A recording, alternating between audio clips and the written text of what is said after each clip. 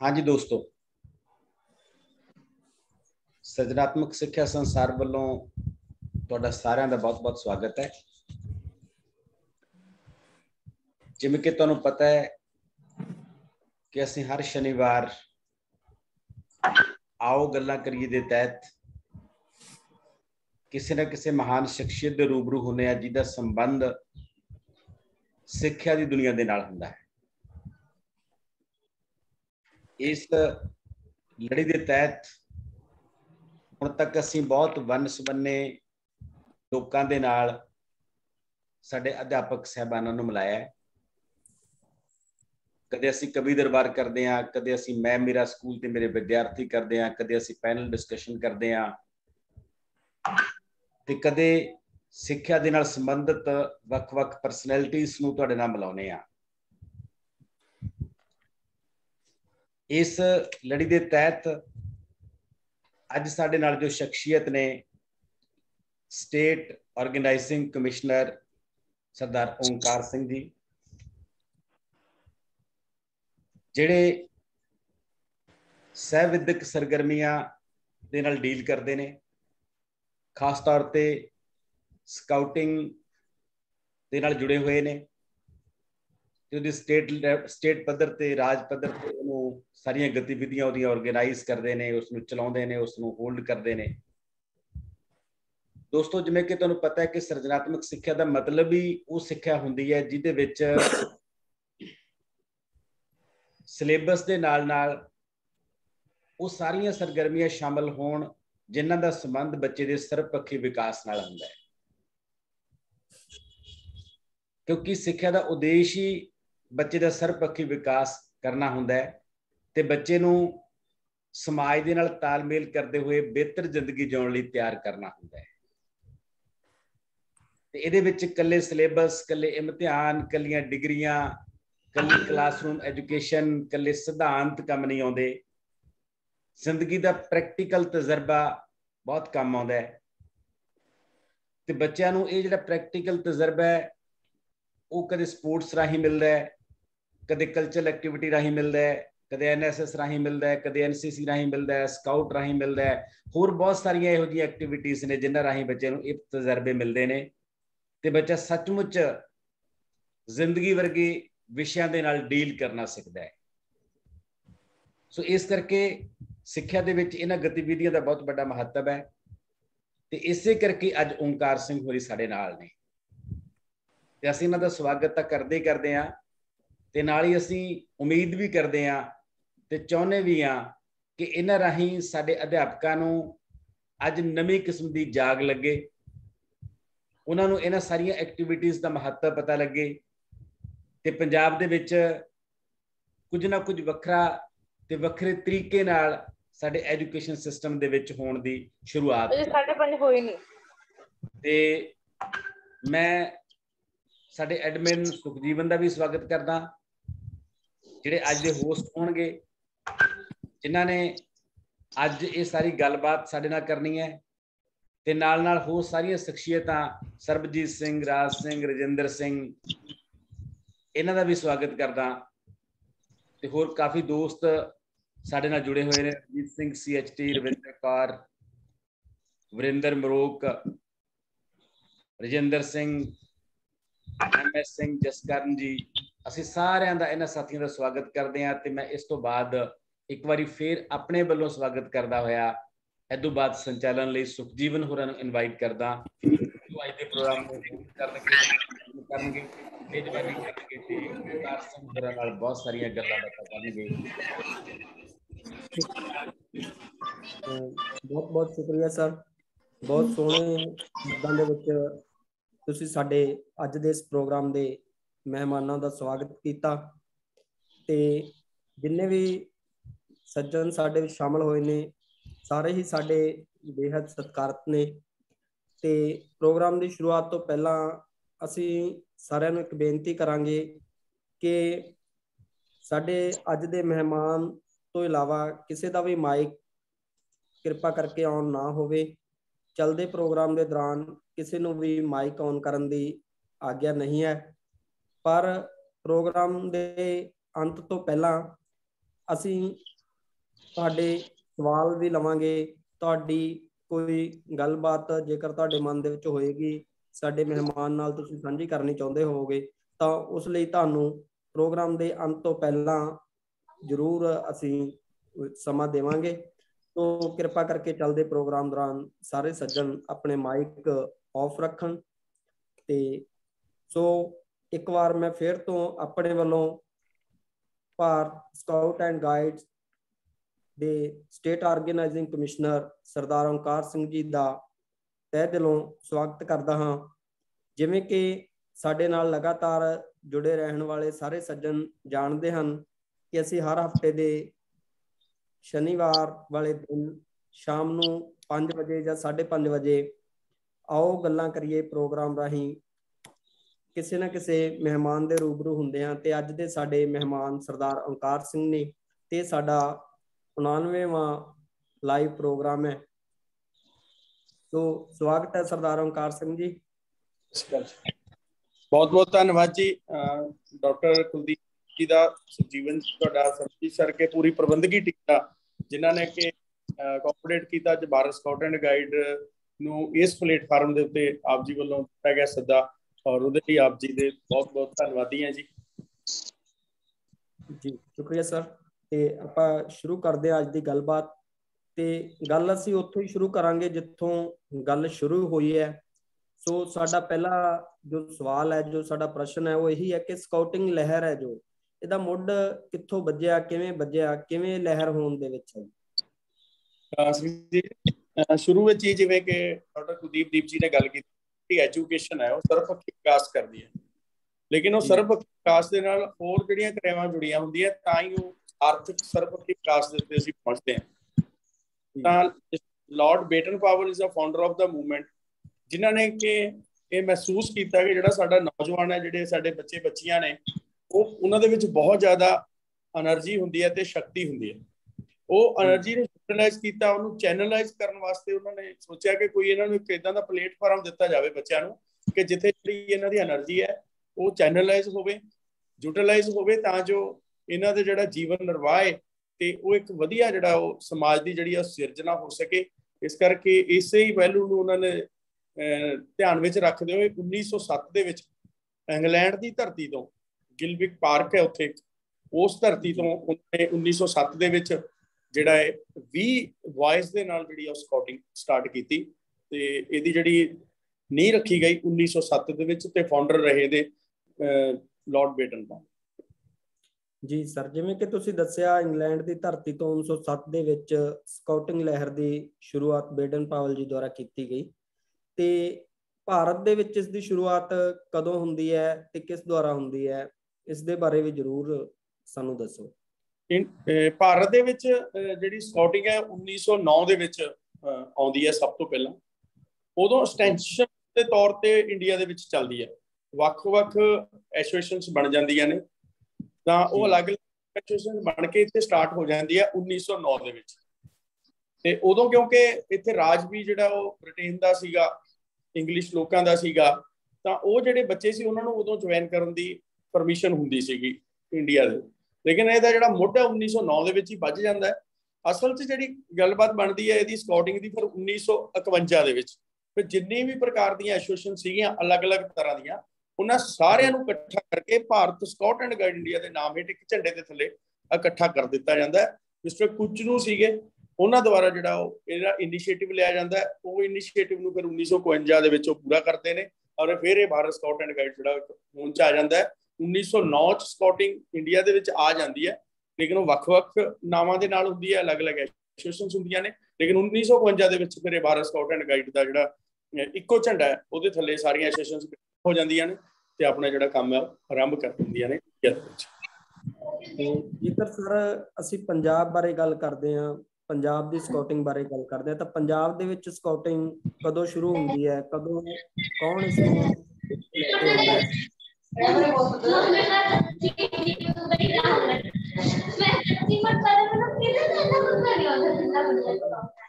कृपा करके इसमें बात करो।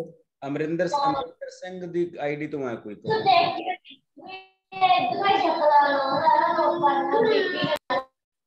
चलो जी। हाँ जी, थैंक यू सर। सर जब तक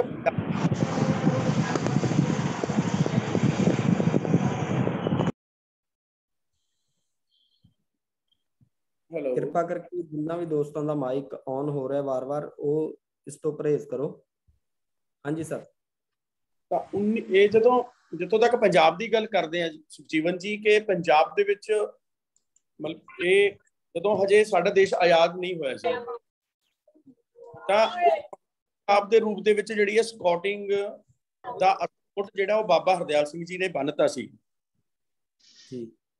ਸਾਡਾ ਇੱਕ training centre, state training centre Tara Devi ਵਿਖੇ, ਉਸ ਟਾਈਮ ਬਾਬਾ ਜੀ ਦੇ ਹੈਂਡ ਓਵਰ ਹੋ ਜਾਂਦਾ 1940 ਦੇ ਆਸ-ਪਾਸ।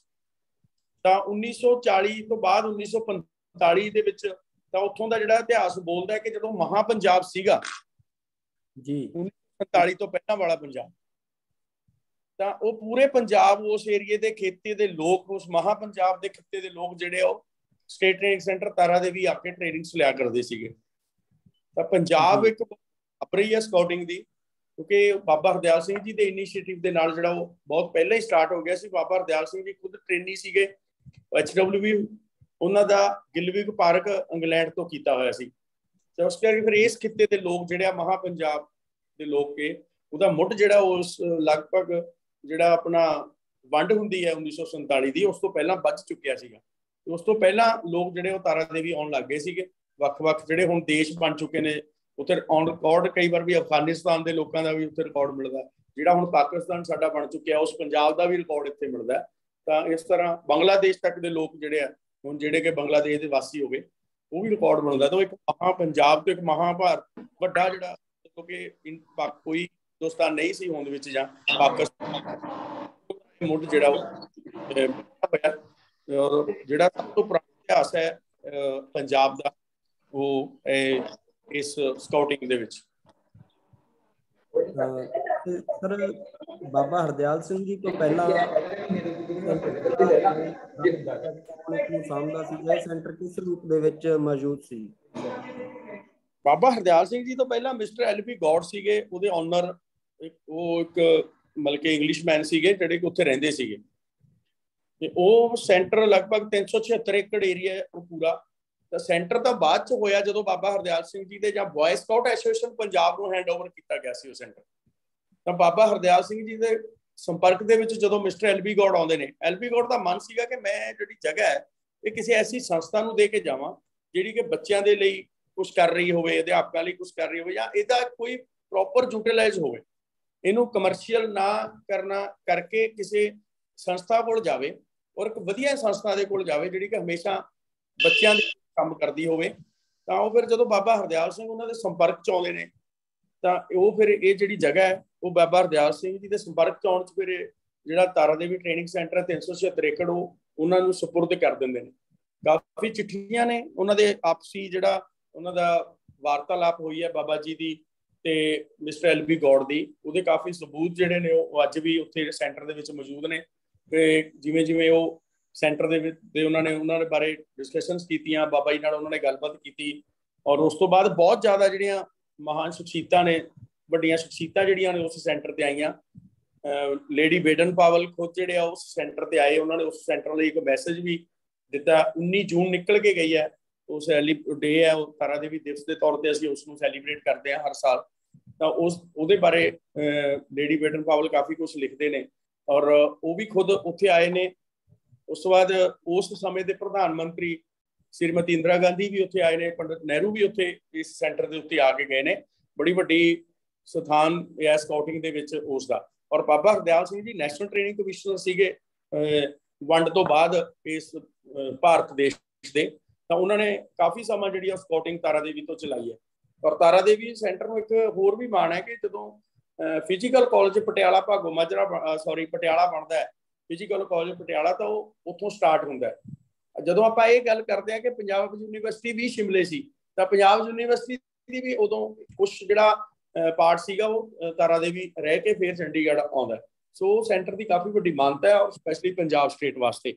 ਔਰ ਹੁਣ ਉੱਥੇ ਕਾਮਨ ਕੈਂਪ ਲੱਗਦੇ ਆ ਜੀ, Bharat scout and guide Punjab and Haryana ਦੇ।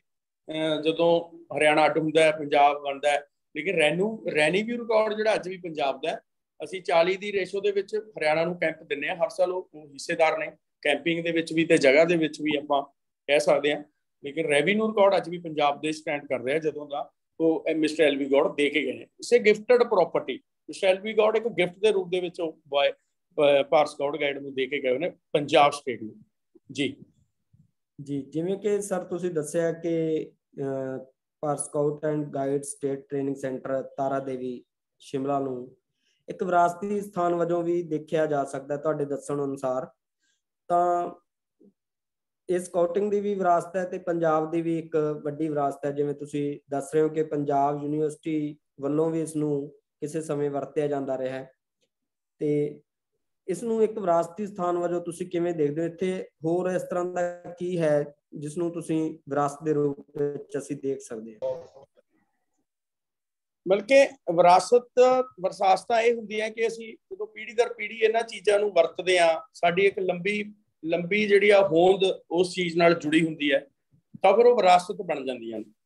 ਤੋ ਜਿਹੜੀ ਬੱਚੇ ਸਾਡੇ ਪੰਜਾਬ ਸਟੇਟ ਦੇ ਇੱਕ ਲੰਬੇ ਟਾਈਮ ਤੋਂ ਉਸ ਸੈਂਟਰ ਦੇ ਨਾਲ ਜੁੜੇ ਹੋਏ ਨੇ। ਕਿੰਨੇ ਹੀ ਬੱਚੇ ਉੱਥੋਂ ਆ ਕੇ ਚਲੇ ਗਏ, ਕਿੰਨੇ ਹੀ ਅਧਿਆਪਕਾਂ ਨੇ ਉੱਥੋਂ ਟ੍ਰੇਨਿੰਗਸ ਲਈਆਂ, ਕਿੰਨੀਆਂ ਪੀੜ੍ਹੀਆਂ ਇਸ ਤੋਂ ਪਹਿਲਾਂ ਨਿਕਲ ਚੁੱਕੀਆਂ ਨੇ। ਸੋ ਉਹ ਇੱਕ ਵੱਡੀ ਵਿਰਾਸਤ ਹੈ। 376 ਏਕੜ ਹੈ। ਹੁਣ 376 ਏਕੜ ਦਾ ਇੱਕ ਵੱਡਾ ਸੈਂਟਰ ਹੋਣਾ, ਪਿੱਛੇ 2012 ਦੇ ਵਿੱਚ ਉੱਥੇ ਬਾਬਾ ਹਰਦਿਆਲ ਸਿੰਘ ਜੀ ਦੇ ਨਾਂ ਤੇ ਉੱਤੇ ਇੱਕ ਰੀਟਰੀਟ ਪਾਰਕ ਐਡਵੈਂਚਰ ਸੈਂਟਰ ਵੀ ਸਟੈਬਲਿਸ਼ ਕਰਕੇ ਜਿਹੜਾ ਉਹ ਬੱਚਿਆਂ ਨੂੰ ਸਪੁਰਦ ਕੀਤਾ ਹੋਇਆ। ਬਾਬਾ ਹਰਦਿਆਲ ਸਿੰਘ ਜੀ ਨੇ ਫੀਲਡ ਵਰਕ ਕੀਤਾ ਆਪਣੀ ਉਸ ਵਿਰਾਸਤ ਨੂੰ ਸਜਾਉਣ ਦੇ ਲਈ। ਸਭ ਤੋਂ ਪਹਿਲਾਂ ਅਗਰ ਆਪਾਂ ਜਦੋਂ ਭਾਰਤ ਬਣਦਾ ਹੈ 1947 ਦੀ ਵੰਡ ਤੋਂ ਬਾਅਦ, ਤਾਂ ਕ੍ਰਿਸਚੀਅਨ ਕਾਲਜ ਹੈ ਸਾਡਾ ਜਿਹੜਾ ਕਿ ਅੰਗਰੇਜ਼ ਸਰਕਾਰ ਦੇ ਹਕੂਮਤ ਦੇ ਟਾਈਮ ਬਣ ਚੁੱਕਿਆ ਸੀਗਾ। ਉਹ ਬਾਬਾ ਜੀ ਉੱਥੋਂ ਤੱਕ ਉਹਨਾਂ ਨੇ ਮਾਰਚ ਤੱਕ ਕੀਤੇ ਔਰ ਉਸ ਕਾਲਜ ਦੇ ਵਿੱਚ ਜਿਹੜੀ ਆ ਸਕਾਊਟਿੰਗ ਜਿਹੜੀ ਆ ਉਹ ਸਟਾਰਟ ਕੀਤੀ ਉਸ ਕਾਲਜ ਦੇ ਵਿੱਚ। ਸੋ ਇਸ ਤਰ੍ਹਾਂ ਉਸ ਨੂੰ ਪੂਰੀ ਤਰ੍ਹਾਂ ਜਿਹੜਾ ਸਮਰਪਿਤ ਕੀਤਾ ਉਹਨਾਂ ਨੇ ਤਾਰਾ ਦੇਵੀ ਨੂੰ, ਤੇ ਇੱਕ ਵਿਰਾਸਤ ਦਿੱਤੀ ਸਾਨੂੰ ਕਿ ਸਾਡੀ ਇੱਕ ਅੱਜ ਦੀ ਅਗਰ ਗੱਲ ਕਰਦੇ ਹਾਂ, ਇੱਕ ਬੈਕਬੋਨ ਹੈ, ਇੱਕ ਲਾਈਫ ਲਾਈਨ ਹੈ ਸਕਾਊਟਿੰਗ ਦੀ। ਅਗਰ ਦੋਨਾਂ ਸਟੇਟਾਂ ਦੀ ਗੱਲ ਕਰ ਰਹੀ ਹੈ, ਪੰਜਾਬ ਐਂਡ ਹਰਿਆਣਾ ਦੀ, ਤਾਂ ਪੰਜਾਬ ਤੇ ਹਰਿਆਣਾ ਦੀ ਅਗਰ ਕੋਈ ਸਕਾਊਟਿੰਗ ਦੀ ਲਾਈਫ ਲਾਈਨ ਹੈ, ਬੈਕਬੋਨ ਹੈ, ਤਾਂ ਉਹ ਸਟੇਟ ਟ੍ਰੇਨਿੰਗ ਸੈਂਟਰ ਤਾਰਾ ਦੇਵੀ ਹੈ। ਔਰ ਸਟੇਟ ਟ੍ਰੇਨਿੰਗ ਸੈਂਟਰ ਇੱਕ ਤਾਰਾ ਦੇਵੀ ਐਸੀ ਵਿਰਾਸਤ ਹੈ ਕਿ ਜਿਹੜੀ ਕਿ ਏਸ਼ੀਆ ਦੇ ਵਿੱਚ ਐਡਾ ਵੱਡਾ ਸੈਂਟਰ ਨਹੀਂ ਸਕਾਊਟਿੰਗ ਦੇ ਨਾਂ ਦਾ ਕਿਤੇ ਵੀ, ਔਰ ਇਸ ਵਧੀਆ ਲੋਕੇਸ਼ਨ ਦੇ ਉੱਤੇ, ਔਰ ਇੱਕ ਬਿਊਟੀਫੁਲ ਵੈਦਰ, ਔਰ ਇੱਕ ਕੁਦਰਤ ਦੇ ਜਿਹੜੇ ਆ ਲੈਪਸ ਆਫ ਮਤਲਬ ਕਿ ਇੱਕ ਨੇਚਰ ਦੀ ਗੋਦ ਦੇ ਵਿੱਚ ਉਹ ਸੈਂਟਰ ਸਟੈਬਲਿਸ਼ ਹੈ, ਜਿਹੜਾ ਕਿ ਸ਼ਾਇਦ ਏਸ਼ੀਆ 'ਚ ਉਹਦੀ ਕਿਤੇ ਵੀ ਇਹ ਅਜਿਹੀ ਹੋਰ ਉਦਾਹਰਨ ਨਹੀਂ ਹੈ। ਔਰ ਇੱਕ ਬੜਾ ਵੱਡਾ ਸੈਂਟਰ ਹੈ। ਅਗਰ ਪੰਜਾਬ ਲਈ ਸਪੈਸ਼ਲੀ ਮੇਰਾ ਮੈਸੇਜ ਇਹੀ ਹੈ ਸਾਰੇ ਹੀ ਸਾਡੇ ਸੁਣਨ ਵਾਲੇ ਸਰੋਤਿਆਂ ਨੂੰ, ਕਿ ਅਗਰ ਆਪਾਂ ਉਸ ਵਿਰਾਸਤ ਨੂੰ ਸੰਭਾਲਦੇ ਹਾਂ, ਉੱਥੇ ਕੋਈ ਨਾ ਕੋਈ ਰਿਸਰਚ ਸੈਂਟਰ ਤੱਕ ਮਤਲਬ ਕਿ ਬਣਨਾ ਚਾਹੀਦਾ। ਮੇਰਾ ਤਾਂ ਇੱਕ ਇਹੀ ਵਿਜ਼ਨ ਹੈ, ਸੋਚ ਹੈ ਕਿ ਬਿਊਟੀ ਉੱਥੇ ਇੱਕ ਰਿਸਰਚ ਸੈਂਟਰ ਬਣੇ। ਉੱਥੇ ਫਿਟਨੈਸ ਪ੍ਰੋਗਰਾਮ ਦੇ ਸਪੋਰਟਸ ਦੇ ਵੀ ਸੈਂਟਰ ਬਣ ਸਕਦੇ ਨੇ, ਕੋਈ ਹਰਜ ਨਹੀਂ ਹੈ। ਇੰਡੋਰ ਸਟੇਡੀਅਮ ਬਣ ਸਕਦੇ, ਉੱਥੇ ਇੰਡੋਰ ਗਰਾਊਂਡ ਬਣ ਸਕਦੇ ਨੇ, ਬਾਸਕਟਬਾਲ ਦਾ ਗਰਾਊਂਡ, ਵਾਲੀਬਾਲ ਦਾ ਗਰਾਊਂਡ। ਅਸੀਂ ਉੱਥੇ ਆਪਣੇ ਜਿਹੜੇ ਯੂਥ ਸਾਡਾ ਤਿਆਰ ਹੁੰਦਾ ਨੈਸ਼ਨਲ ਵਾਸਤੇ, ਈਵਨ ਕਿ ਜੇ ਕੋਸ਼ਿਸ਼ ਕੀਤੀ ਜਾਵੇ ਸਰਕਾਰ ਲੈਵਲ ਤੇ, ਤਾਂ ਇਹੋ ਜਿਹਾ ਕੁਛ ਉੱਥੇ ਬਹੁਤ ਕੁਛ ਬਣ ਸਕਦਾ ਹੈ। ਵੱਖ-ਵੱਖ ਤਰ੍ਹਾਂ ਦੀਆਂ ਟ੍ਰੇਨਿੰਗ ਉੱਥੇ ਚਲਾਈਆਂ ਜਾ ਸਕਦੀਆਂ। ਏਰੀਆ ਹੀ ਬਹੁਤ ਵੱਡਾ ਹੈ, ਤਾਂ ਸਾਨੂੰ ਉਪਰਾਲਾ ਕਰਨਾ ਚਾਹੀਦਾ ਕਿ ਜਿਹੜੀ ਇੱਦਾਂ ਦੀ ਕੋਈ ਵਿਰਾਸਤ ਹੈ, ਜਿਹੜੇ ਵੀ ਸਾਡੇ ਸੁਣਨ ਵਾਲੇ ਸਰੋਤਿਆਂ ਨੇ ਐਡਵਾਂਸ ਸਟੱਡੀ ਦੇਖਿਆ ਹੋਵੇ, ਉਹ ਐਡਵਾਂਸ ਸਟੱਡੀ ਦੇਖਣ ਤੋਂ ਬਾਅਦ ਟ੍ਰੀ ਟੌਪ ਤੇ ਆਓ, ਜਾਂ ਟ੍ਰੀ ਟੌਪ ਦੇਖਣ ਤੋਂ ਬਾਅਦ ਐਡਵਾਂਸ ਸਟੱਡੀ ਜਾਓ, ਤਾਂ ਉਹਨਾਂ ਦੋਨਾਂ ਦਾ ਆਪਸੀ ਤਾਲਮੇਲ ਦਿਖੂਗਾ। ਜਿੱਦਾਂ ਦਾ ਫਰਨੀਚਰ ਤੁਸੀਂ ਐਡਵਾਂਸ ਸਟੱਡੀ 'ਚ ਨਜ਼ਰ ਆਊਗਾ, ਉਦਾਂ ਦਾ ਹੀ ਫਰਨੀਚਰ ਜਿਹੜਾ ਉਹ ਤੁਹਾਨੂੰ ਸਟੇਟ ਟ੍ਰੇਨਿੰਗ ਸੈਂਟਰ ਤਾਰਾ ਦੇਵੀ ਦੇ ਟ੍ਰੀ ਟੌਪ ਜਿਹੜਾ ਹੈਗੀ ਸਾਡੀ ਜਗ੍ਹਾ, ਉੱਥੇ ਨਜ਼ਰ ਆਊਗਾ। ਕਿਉਂਕਿ ਉਹਦੇ ਵਿੱਚ ਕਾਫੀ ਆਪਸੀ ਤਾਲਮੇਲ ਸੀ ਉਦੋਂ, ਕਿ ਜਿਹੜੇ ਵਾਇਸਰਾਏ ਸੀਗੇ ਉਹ ਮਿਸਟਰ ਐਲਵੀ ਗੌੜ ਆਪਸ 'ਚ ਕਾਫੀ ਕਲੋਜ਼ ਫਰੈਂਡ ਸੀ, ਤਾਂ ਉਹਨਾਂ ਨੇ ਰਲ ਕੇ ਜਿਹੜਾ ਉਹ ਕੰਮ ਕੀਤਾ। Mister LV Gaur CID Punjab ਦੇ ਉਦੋਂ CID ਪੰਜਾਬ ਦੇ ਕਮਿਸ਼ਨਰ ਸੀਗੇ ਉਸ ਟਾਈਮ, ਮਤਲਬ ਕਿ ਗੋਰਿਆਂ ਦੀ ਹਕੂਮਤ ਦੇ ਵਿੱਚ। ਸੋ ਇਸ ਕਰਕੇ ਉਹ ਵਿਰਾਸਤ ਸਾਨੂੰ ਇੱਕ ਮਿਲੀ ਹੈ। ਕੋਸ਼ਿਸ਼ ਕਰਨੀ ਚਾਹੀਦੀ ਹੈ ਕਿ ਉਹਨੂੰ, ਮੈਂ ਤਾਂ ਇੱਥੋਂ ਤੱਕ ਕਹੂੰਗਾ ਕਿ ਮਿਸਟਰ ਐਲਵੀ ਗੌੜ ਦੀ ਫੈਮਿਲੀ ਤੱਕ ਸਾਨੂੰ ਅਪਰੋਚ ਕਰਨੀ ਚਾਹੀਦੀ ਹੈ, ਬਾਬਾ ਹਰਦਿਆਲ ਸਿੰਘ ਦੀ ਫੈਮਿਲੀ ਤੱਕ ਅਪਰੋਚ ਕਰਨੀ ਚਾਹੀਦੀ ਹੈ, ਵੀ ਆਪਾਂ ਤਾਂ ਜੋ ਉਸ ਵਿਰਾਸਤ ਨੂੰ ਇੱਕ ਇੰਟਰਨੈਸ਼ਨਲ ਪੱਧਰ ਤੱਕ ਦਾ ਉਹ ਸੈਂਟਰ ਬਣਾ ਲਈਏ, ਨਾ ਕਿ ਇੱਕ ਉਹਨੂੰ ਸਟੇਟ ਲੈਵਲ ਦੇ ਜਾਂ 2 ਸਟੇਟਾਂ ਤੱਕ ਹੀ ਸੀਮਿਤ ਰੱਖਿਆ ਜਾਏ। ਜੀ ਸਰ, ਬਹੁਤ ਸੋਹਣੀਆਂ ਗੱਲਾਂ ਤੁਸੀਂ ਕੀਤੀਆਂ Bharat scout and guide centre ਦੀ ਵਿਰਾਸਤ ਬਾਰੇ। ਤੇ ਹੁਣ ਆਪਾਂ ਇਸ ਲਹਿਰ ਨੂੰ ਹੋਰ ਜਾਣਨ ਸਮਝਣ ਵੱਲ ਵੱਧਦੇ ਹਾਂ। ਤੇ ਸਾਡਾ ਜਿਹੜਾ ਸਵਾਲ ਹੈ ਉਹ ਇਹ ਹੈ ਕਿ ਪੰਜਾਬ ਵਿੱਚ ਇਸ ਸਮੇਂ ਸਕਾਊਟਿੰਗ ਲਹਿਰ ਕਿਸ ਰੂਪ ਦੇ ਵਿੱਚ ਕੰਮ ਕਰ ਰਹੀ ਹੈ ਤੇ ਕਿਹੜੇ ਉਹਦੇ ਮੁੱਖ ਕੋਰਸ ਨੇ ਜਾਂ ਕਿਹੜੇ ਉਹਦੇ ਮੁੱਖ ਵਿੰਗ ਨੇ ਜਾਂ ਕਿਸ ਤਰ੍ਹਾਂ ਦੇ ਕੈਂਪ ਵਗੈਰਾ ਉੱਥੇ ਲਗਾਏ ਜਾਂਦੇ ਨੇ? ਕਿਰਪਾ ਕਰਕੇ ਸਾਨੂੰ ਉਹਨਾਂ ਬਾਰੇ ਵੀ ਜ਼ਰੂਰ ਵਿਸਥਾਰਪੂਰਵਕ ਜਾਣਕਾਰੀ ਦਿਓ। ਜਿੱਥੋਂ ਤੱਕ ਹੁਣ ਪੰਜਾਬ ਸਟੇਟ ਦੇ ਵਿੱਚ ਅਸੀਂ ਵੱਖ-ਵੱਖ ਸਕੂਲ ਜਿਹੜੇ ਆ ਸਾਡੇ ਕੋਲ ਜੀਵਨ ਜੀ ਜਿਹੜੇ ਸਾਡੇ ਗਵਰਨਮੈਂਟ ਸਕੂਲ ਨੇ ਆਲਰੇਡੀ ਰਜਿਸਟਰ ਨੇ ਫਾਰ ਸਕਾਊਟ ਗਾਈਡ ਦੇ, ਕਿਉਂਕਿ ਗਵਰਨਮੈਂਟ ਦੇ ਸਕੂਲ ਸਾਰੇ ਹੀ ਰਜਿਸਟਰ ਨੇ, ਉਹਨਾਂ ਨੂੰ ਕੋਈ ਸਪੈਸ਼ਲ ਰਜਿਸਟ੍ਰੇਸ਼ਨ ਕਰਨੀ ਨਹੀਂ ਪੈਂਦੀ। ਉਹਨਾਂ 'ਚ ਅਸੀਂ ਬੜੇ ਆਸਾਨ ਤਰੀਕੇ ਨਾਲ ਆਪਣਾ ਇੱਕ ਯੂਨਿਟ ਸ਼ੁਰੂ ਕਰ ਲੈਣਾ ਹੈ, ਉਸ ਯੂਨਿਟਸ ਨੂੰ ਰਨ ਕਰਨਾ ਹੈ। ਉਹਦੇ ਲਈ ਇੱਕ trained scout master guide captain, ਅਗਰ ਸੀਨੀਅਰ ਸੈਕੰਡਰੀ ਸਕੂਲ ਹੈ ਤਾਂ ਰੋਵਰ ਰੇਂਜਰ ਵਾਸਤੇ ਇੱਕ ਰੋਵਰ ਲੀਡਰ, ਰੇਂਜਰ ਲੀਡਰ ਦੀ ਲੋੜ ਹੁੰਦੀ ਹੈ, ਜਿਨ੍ਹਾਂ ਦੀਆਂ ਟ੍ਰੇਨਿੰਗਸ ਆਲਮੋਸਟ ਪੰਜਾਬ ਦੇ ਵਿੱਚ ਦੇ ਇਸ ਟ੍ਰੇਨਿੰਗ ਸੈਂਟਰ ਦੇ ਸਾਲ ਦੇ ਵਿੱਚ ਲਗਭਗ 3 ਜਾਂ 4 ਕੋਰਸ ਜਿਹੜੇ ਹੁੰਦੇ ਆ, ਬਾਕੀ ਐਜ਼ ਪਰ ਦਾ ਨੀਡ ਵੀ ਉਹ ਕੋਰਸ ਕੀਤੇ ਜਾ ਸਕਦੇ ਆ। ਉਹ ਟ੍ਰੇਨਿੰਗ ਤੋਂ ਬਾਅਦ ਅਸੀਂ ਜਿਹੜਾ ਉਹ ਬੜੇ ਵਧੀਆ ਤਰੀਕੇ ਨਾਲ ਜਿਹੜੇ ਯੂਨਿਟਸ ਆਪਣੇ ਸਰਕਾਰੀ ਸੰਸਥਾਵਾਂ ਦੇ ਵਿੱਚ ਚਲਾ ਸਕਦੇ। ਅੱਜ ਜਿਹੜਾ ਸਾਡਾ ਅਸੀਂ ਜਿਹੜਾ ਕਾਫਲਾ ਜਿਹੜਾ ਸਾਡਾ ਉਹ ਇੱਕ ਅੱਜ ਕਾਲਜ ਤੇ ਯੂਨੀਵਰਸਿਟੀ ਦੇ ਵਿੱਚ ਪਹੁੰਚ ਚੁੱਕੇ ਆ। ਅਸੀਂ ਕਾਫੀ ਯੂਨੀਵਰਸਿਟੀ ਜਿਹੜੀਆਂ ਨੇ ਸਾਡੇ ਪੰਜਾਬ ਦੀਆਂ, ਉਹ ਅੱਜ ਭਾਰਤ ਸਕਾਊਟ ਗਾਈਡ ਦੇ ਯੂਨਿਟਸ ਉੱਥੇ ਚੱਲ ਰਹੇ ਨੇ। ਉਹ ਬੱਚੇ ਸਾਡੇ ਕੋਲ ਐਜ਼ ਓਵਰ ਰੇਂਜਰ ਆਉਂਦੇ ਨੇ। ਇਸੇ ਤਰ੍ਹਾਂ ਹੀ ਕਾਫੀ ਕਾਲਜ ਨੇ ਸਾਡੇ ਕੋਲ, ਉਹ ਵੀ ਜਿਹੜੇ ਆ ਉਹ ਮੁੱਖ ਕਾਲਜ ਪੰਜਾਬ ਦੇ ਨਾਲ ਉਹ ਵੀ ਸਾਡੇ ਨਾਲ ਅੱਜ ਜੁੜ ਚੁੱਕੇ ਨੇ। ਕਾਫੀ ਸੰਸਥਾਵਾਂ ਇੱਦਾਂ ਦੀਆਂ ਜਿਹੜੀਆਂ ਨੇ ਵੱਡੀਆਂ, ਉਹ ਇਸ ਨਾਲ ਕੰਮ ਕਰ ਰਹੀਆਂ ਨੇ। ਔਰ ਜਿੱਥੋਂ ਤੱਕ ਇਹਦੇ ਵੱਖ-ਵੱਖ ਬੱਚਿਆਂ ਦੇ ਲਈ ਜੋ ਪ੍ਰੋਗਰਾਮ ਨੇ, ਉਹ ਯੂਥ ਪ੍ਰੋਗਰਾਮ ਹੈ ਇੱਕ ਬੱਚਿਆਂ ਲਈ, ਔਰ ਇੱਕ ਅਡਲਟ ਪ੍ਰੋਗਰਾਮ ਹੈ ਜਿਹੜਾ ਕਿ ਅਡਲਟਸ ਦੇ ਲਈ। ਯੂਥ ਪ੍ਰੋਗਰਾਮ ਦੇ ਵਿੱਚ 5 ਤੋਂ ਲੈ ਕੇ 10 ਸਾਲ ਦੇ ਬੱਚੇ ਜਿਹੜੇ ਆ ਉਹ ਕਾਬੁਲਬੁਲ ਦੇ ਰੂਪ ਦੇ ਵਿੱਚ ਇਸ ਦੇ ਵਿੱਚ ਜੁੜਦੇ ਨੇ, ਔਰ ਜਿਹੜੇ 10+ ਤੋਂ ਲੈ ਕੇ 17 ਸਾਲ ਤੱਕ ਸਕਾਊਟ ਗਾਈਡ ਦੇ ਰੂਪ ਦੇ ਵਿੱਚ ਇਸ ਦੇ ਨਾਲ ਜੁੜਦੇ ਨੇ, ਔਰ 15 ਸਾਲ ਤੋਂ ਲੈ ਕੇ 25 ਸਾਲ ਤੱਕ ਇਸ ਦੇ ਵਿੱਚ ਐਜ਼ ਏ ਰੋਵਰ ਰੇਂਜਰ ਜਿਹੜੇ ਆ ਸਾਡੇ ਨੌਜਵਾਨ ਜੁੜਦੇ ਨੇ। ਯਾਨੀ ਕਿ ਜੇ ਕਹਿ ਲਿਆ ਜਾਵੇ ਤਾਂ ਇੱਕ ਜਿਹੜੀ ਸਕੂਲਿੰਗ ਤੋਂ ਲੈ ਕੇ ਹਾਇਰ ਐਜੂਕੇਸ਼ਨ ਤੱਕ ਇਹ ਜਿਹੜੀ ਆ ਬੱਚਾ ਹੈ ਇਸ ਨੂੰ ਨਾਲ ਚਲਾ ਸਕਦਾ। ਇੱਕ ਬੱਚਾ 5 ਸਾਲ ਤੋਂ ਲੈ ਕੇ 25 ਸਾਲ ਦੀ ਏਜ ਤੱਕ ਇਸ ਨੂੰ ਕਰ ਸਕਦਾ, ਔਰ ਹੋਰ ਪੂਰੀ ਜਿਹੜੀ ਲਾਈਫ ਹੈ ਉਹਦੀ ਮਤਲਬ ਕਿ ਸਕੂਲ ਤੇ ਹਾਇਰ ਜਿਹੜੀ ਉਹਦੀ ਉਹਦੇ ਇਸ ਨੂੰ ਚਲਾ ਸਕਦਾ। ਔਰ ਇਹੀ ਵਿਲੱਖਣਤਾ ਹੈ। ਹੋਰ ਵੀ ਸਮਾਨਯੋਗ ਜਿਹੜੀਆਂ ਸੰਸਥਾਵਾਂ ਨੇ ਸਾਡੀਆਂ ਸਿਸਟਰਸ ਆਰਗੇਨਾਈਜੇਸ਼ਨ ਨੇ, ਉਹ ਵੀ ਯੂਥ ਲਈ ਕੰਮ ਕਰ ਰਹੀਆਂ। ਲੇਕਿਨ ਅਗਰ ਕਿਤੇ ਕੁਝ ਵੱਖਰਾਪਨ ਆ ਜਾਂਦਾ ਸਕਾਊਟਿੰਗ ਦੇ ਵਿੱਚ ਤਾਂ ਉਹੀ ਹੈ ਕਿ ਇਹ 5 ਸਾਲ ਤੋਂ ਲੈ ਕੇ 25 ਸਾਲ ਤੱਕ ਉਸ ਨੌਜਵਾਨ ਦੇ ਨਾਲ ਜਿਹੜੀ ਆ ਉਹ ਤੁਰਦੀ ਹੈ। ਉਹਨੂੰ ਇੱਕ ਜੀਵਨ ਜੀਉਣ ਦੀ ਜਾਂਚ ਜਿਹੜੀ ਆ ਉਸ ਸਿਲੇਬਸ ਕਰਦੇ ਹੋਏ ਜਿਹੜਾ ਉਹ ਸਿੱਖ ਜਾਂਦਾ ਹੈ ਬੱਚਾ। ਔਰ ਅਡਲਟਸ ਦੇ ਲਈ ਇਸੇ ਤਰ੍ਹਾਂ ਜਿਹੜੇ ਸਾਡੇ ਟੀਚਰਸ ਨੇ ਸਕਾਊਟ ਮਾਸਟਰ ਬਣਦੇ ਨੇ, ਗਾਈਡ ਕੈਪਟਨਸ ਬਣਦੇ ਨੇ, ਲੇਡੀ ਸਕਾਊਟ ਮਾਸਟਰ ਬਣਦੇ ਨੇ, ਲੇਡੀ ਕੰਮ ਮਾਸਟਰ ਬਣਦੇ ਨੇ, ਕੰਮ ਮਾਸਟਰ ਬਣਦੇ ਨੇ, ਰੋਵਰ ਲੀਡਰ, ਰੇਂਜਰ ਲੀਡਰ ਬਣਦੇ ਨੇ, ਤਾਂ ਉਹਨਾਂ ਲਈ ਵੱਖ-ਵੱਖ ਤਰ੍ਹਾਂ ਦੇ ਕੋਰਸਿਸ ਸਾਡੇ ਬੇਸਿਕ ਕੋਰਸ ਹੁੰਦੇ ਨੇ, ਜਿਹੜਾ ਕਿ 7 ਰੋਜ਼ਾ ਕੋਰਸ ਹੈ, ਦਿਨ ਰਾਤ ਦਾ ਤਾਰਾ ਦੇਵੀ ਸਟੇਟ ਟ੍ਰੇਨਿੰਗ ਸੈਂਟਰ ਤੇ ਕਰਵਾਇਆ ਜਾਂਦਾ ਹੈ। ਉਸ ਤੋਂ ਬਾਅਦ ਐਡਵਾਂਸ ਕੋਰਸ ਹੈ, ਬਾਅਦ ਉਹ ਵੀ 7 ਰੋਜ਼ਾ ਹੀ ਹੈ। ਐਡਵਾਂਸ ਕੋਰਸ ਤੋਂ ਬਾਅਦ ਪ੍ਰੀ ਅਸਾਈਨਮੈਂਟ ਤੋਂ ਬਾਅਦ HWB ਕੋਰਸ ਹੁੰਦਾ ਹੈ। HWB ਕੋਰਸ ਜਿਹੜਾ ਇਸੇ ਹਾਈਐਸਟ ਟ੍ਰੇਨਿੰਗ ਉਹਦਾ boy programme, boy and girl programme. ਔਰ ਜਿਹੜਾ ਇੱਕ HWB ਹੋਲਡਰ ਹੋ ਜਾਂਦਾ ਸਾਡਾ ਜੀ, ਕਿ ਬॉय ਗਰਲ ਨੂੰ ਤ੍ਰਿਤੀਆ ਮਤਲਬ ਕਿ ਪ੍ਰਵੇਸ਼ ਤੋਂ ਲੈ ਕੇ ਰਾਸ਼ਟਰਪਤੀ ਤੱਕ ਦਾ ਜਿਹੜਾ ਸਿਲੇਬਸ ਉਹ ਕਰਵਾਉਣ ਦੇ ਕਾਬਿਲ ਹੋ ਜਾਂਦਾ। ਤੇ ਉਸ ਅਗਲੀਆਂ ਜਿਹੜੀਆਂ ਟ੍ਰੇਨਿੰਗ ਨੇ ਕਈ ਵਾਰ ਮਨ ਚ ਆਉਂਦਾ ਹੈ ਕਿ ਅਸੀਂ ਮਾਸਟਰ ਟ੍ਰੇਨਰ, ਜੇ ਐਜੂਕੇਸ਼ਨ ਦੀ ਭਾਸ਼ਾ 'ਚ ਗੱਲ ਕਰਾਂ ਤਾਂ ਮਾਸਟਰ ਟ੍ਰੇਨਰ ਜਿਹਨੂੰ ਕਹਿ ਸਕਦੇ ਆ, ਤਾਂ ਇਹਦੇ ਵਿੱਚ ਲੀਡਰ ਟ੍ਰੇਨਰ ਤੱਕ ਜਾਂਦੇ ਨੇ। HW ਬਾਅਦ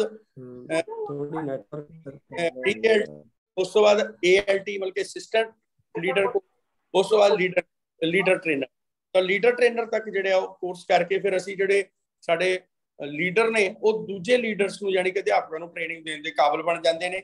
ਔਰ ਇਹਦੇ ਨਾਲ ਨਾਲ ਇਹ ਜਿੱਥੋਂ ਤੱਕ ਭਾਰਤ ਸਕਾਊਟ ਗਾਈਡ ਦੇ ਸਟੇਟ ਟ੍ਰੇਨਿੰਗ ਸੈਂਟਰ ਤਾਰਾ ਦੇਵੀ ਦੀ ਗੱਲ ਹੈ, ਉਹਦੇ ਨਾਲ ਨਾਲ ਨੈਸ਼ਨਲ ਹੈੱਡਕੁਆਟਰ ਦਾ ਸਾਡਾ ਟ੍ਰੇਨਿੰਗ ਸੈਂਟਰ ਹੈ MP ਪਚਮੜੀ ਵਿਖੇ। ਉਹ ਜਿਹੜੀਆਂ ਹਾਇਰ ਟ੍ਰੇਨਿੰਗਸ ਨੇ ਸਾਡੀਆਂ ਆਲਮੋਸਟ HWB ਤੋਂ ਅੱਗੇ ਜਾ ਕੇ ਜਾਂ ਪ੍ਰੀ LT ਤੋਂ ਬਾਅਦ ਉਹ ਸਾਰੀਆਂ ਪਚਮੜੀ ਜਿਹੜੀਆਂ ਹੁੰਦੀਆਂ ਨੇ। ਹੋਰ ਵੀ ਕਈ ਤਰ੍ਹਾਂ ਦੇ ਕੈਂਪ, ਸੋ ਨੈਸ਼ਨਲ ਹੈੱਡਕੁਆਟਰ ਦੇ ਨਾਲ ਵੀ ਜਿਹੜਾ ਉਹ ਸਾਡਾ ਫਿਰ ਅੱਗੇ ਜਾ ਕੇ ਅਸੀਂ ਜੁੜ ਜਾਂਦੇ ਹਾਂ। ਉਹਨਾਂ ਹਾਇਰ ਟ੍ਰੇਨਿੰਗ ਲਈ ਸਾਨੂੰ ਨੈਸ਼ਨਲ ਟ੍ਰੇਨਿੰਗ ਸੈਂਟਰ ਪਚਮੜੀ ਵੀ ਜਾਣਾ ਪੈਂਦਾ ਹੈ। ਸੋ ਇਸ ਤਰ੍ਹਾਂ ਜਿਹੜਾ ਕਿ ਬੱਚਿਆਂ ਦੇ ਲਈ, ਬੱਚਿਆਂ ਦੇ ਨਾਲ ਅਡਲਟਸ ਦੀ ਐਡਵਾਂਸਮੈਂਟ, ਯਾਨੀ ਕਿ ਕਿਉਂਕਿ ਬੱਚਿਆਂ ਨੂੰ ਤੋਰਨ ਲਈ ਅਡਲਟਸ ਦੀ ਲੋੜ ਪੈਂਦੀ ਹੈ ਤੇ ਅਡਲਟ ਨੂੰ ਆਪਣੀ ਐਡਵਾਂਸਮੈਂਟ ਦੇ ਲਈ ਬੱਚਿਆਂ ਦੀ ਲੋੜ ਪੈਂਦੀ ਹੈ। ਤਾਂ ਦੋਨੇ ਪਹਿਲੂ ਜਿਹੜੇ ਨੇ ਇਕੁਅਲ ਚੱਲਣੇ ਚਾਹੀਦੇ ਆ, ਤਾਂ ਹੀ ਜਿਹੜੇ ਆ ਕਿਤੇ ਨਾ ਕਿਤੇ ਜਾ ਕੇ ਅਸੀਂ ਬੱਚਿਆਂ ਨੂੰ ਰਾਸ਼ਟਰਪਤੀ ਭਵਨ ਦੀਆਂ ਜਿਹੜੀਆਂ ਪੌੜੀਆਂ ਚੜਾਉਣ ਦੇ ਵਿੱਚ ਕਾਮਯਾਬ ਹੋ ਜਾਂਦੇ ਆ। ਸੋ ਇਸ ਤਰ੍ਹਾਂ ਬੱਚਿਆਂ ਦੇ ਲਈ ਇੱਕ ਸਿਲੇਬਸ ਹੈ proper, APRO part 1, APRO part 2, APRO part 3।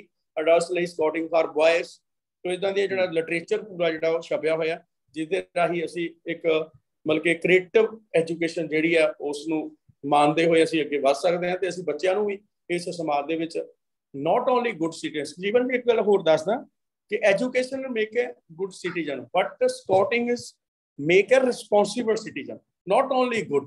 ਸੋ ਜਿਹੜੀ ਸਕਾਊਟਿੰਗ ਹੈ ਉਹ ਇੱਕ ਰਿਸਪੌਂਸਿਬਲ ਸਿਟੀਜ਼ਨ ਦੇ ਲਈ ਕੰਮ ਕਰਦੀ ਹੈ, ਔਰ ਬੱਚਾ ਇੱਕ ਰਿਸਪੌਂਸਿਬਿਲਿਟੀ ਲੈਣ ਦੇ ਕਾਬਿਲ ਹੋ ਜਾਂਦਾ। ਉਹਦੇ 'ਚ ਡਿਸਿਪਲਿਨ ਦੀ ਭਾਵਨਾ, ਉਹਦੇ 'ਚ ਦੇਸ਼ ਭਗਤੀ ਦੀ ਭਾਵਨਾ, ਉਹਦੇ 'ਚ ਇੱਕ ਲੀਡਰਸ਼ਿਪ ਕੁਆਲਿਟੀਜ਼ ਜਿਹੜੀਆਂ ਨੇ ਉਹ ਆਉਂਦੀਆਂ ਨੇ। ਉਹ ਕਾਫੀ ਜ਼ਿੰਮੇਵਾਰੀ ਦੇ ਨਾਲ ਆਪਣੇ ਕੰਮ ਕਰਦੇ ਨੇ ਜਦੋਂ ਕੈਂਪਾਂ 'ਚ ਵੀ ਆਉਂਦੇ ਨੇ। ਔਰ ਸਾਡਾ ਪੈਟਰੋਲ ਸਿਸਟਮ ਹੈ, ਉਸ ਪੈਟਰੋਲ ਸਿਸਟਮ ਦੇ ਵਿੱਚ ਰਹਿੰਦੇ ਹੋਏ ਉਹ ਬੱਚੇ ਜਿਹੜੇ ਨੇ ਉਹ ਇਸ ਦੇ ਵਿੱਚ ਅੱਗੇ ਵਧਦੇ ਨੇ, ਆਪਦੀ ਟੋਲੀ ਨੂੰ ਲੈ ਕੇ ਅੱਗੇ ਵਧਦੇ ਨੇ। ਮੈਂ ਸੌਰੀ ਟੂ ਸੇ ਬਟ ਮੈਂ ਕਹਿਣਾ ਜ਼ਰੂਰ ਚਾਹੂੰਗਾ ਕਿ ਪੜ੍ਹੋ ਪੰਜਾਬ ਨੇ 2008 ਦੇ ਵਿੱਚ ਇਹ ਗੱਲਾਂ ਕਹੀਆਂ ਕਿ ਇੱਕ ਛੋਟਾ ਗਰੁੱਪ ਬਣਾਓ, ਪ੍ਰੋਗਰੈਸਿਵ ਟ੍ਰੇਨਿੰਗ ਉਹਦੇ ਥਰੂ ਦਿਓ, ਬੱਚਿਆਂ ਨੂੰ ਪਲੇਵੇ ਮੈਥਡ ਦੇ ਨਾਲ ਕਰਾਓ। ਬਟ ਮਿਸਟਰ ਲਾਰਡ ਬੈਡਨ ਪਾਵਲ 1907 ਦੇ ਵਿੱਚ ਸਾਰਾ ਹੋਕਾ ਦੇ ਗਏ ਕਿ ਇੱਕ ਪੈਟਰੋਲ ਸਿਸਟਮ ਬਣਾਓ ਜਿਹਦੇ 'ਚ 8 ਬੱਚੇ ਹੁੰਦੇ ਆ, 6 ਬੱਚੇ ਹੁੰਦੇ ਆ, ਔਰ ਉਹਨਾਂ 6 ਤੇ 8 ਬੱਚਿਆਂ ਦੀਆਂ ਟੋਲੀਆਂ ਬਣਾ ਕੇ ਉਹਨਾਂ ਨੂੰ ਪਲੇਵੇ ਮੈਥਡ ਦੇ ਨਾਲ, ਸਾਡਾ ਕਪੂਰਥਲਾ ਦਾ ਪੂਰਾ ਕੰਮ ਹੀ ਪਲੇਵੇ ਹੈ।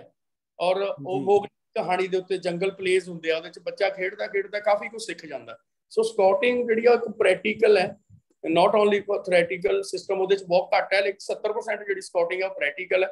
ਔਰ ਉਹ ਕਰਦਾ ਕਰਦਾ ਬੱਚਾ ਜਿਹੜਾ ਉਹ ਕਾਫੀ ਕੁਝ ਜਿਹੜਾ ਸਿੱਖਦਾ ਹੈ। ਮੋਰਲ ਵੈਲਿਊ ਜਿਹੜੀ ਅੱਜ ਅਸੀਂ ਪੜ੍ਹਾਉਣ ਲੱਗ ਗਏ ਸੁਖਜੀਵਨ ਜੀ, ਲੇਕਿਨ ਉਹ ਪੜ੍ਹਾਉਣ ਦਾ ਵਿਸ਼ਾ ਨਹੀਂ ਹੈ। ਡਾਕਟਰ ਕੁਲਦੀਪ ਜੀ ਨੇ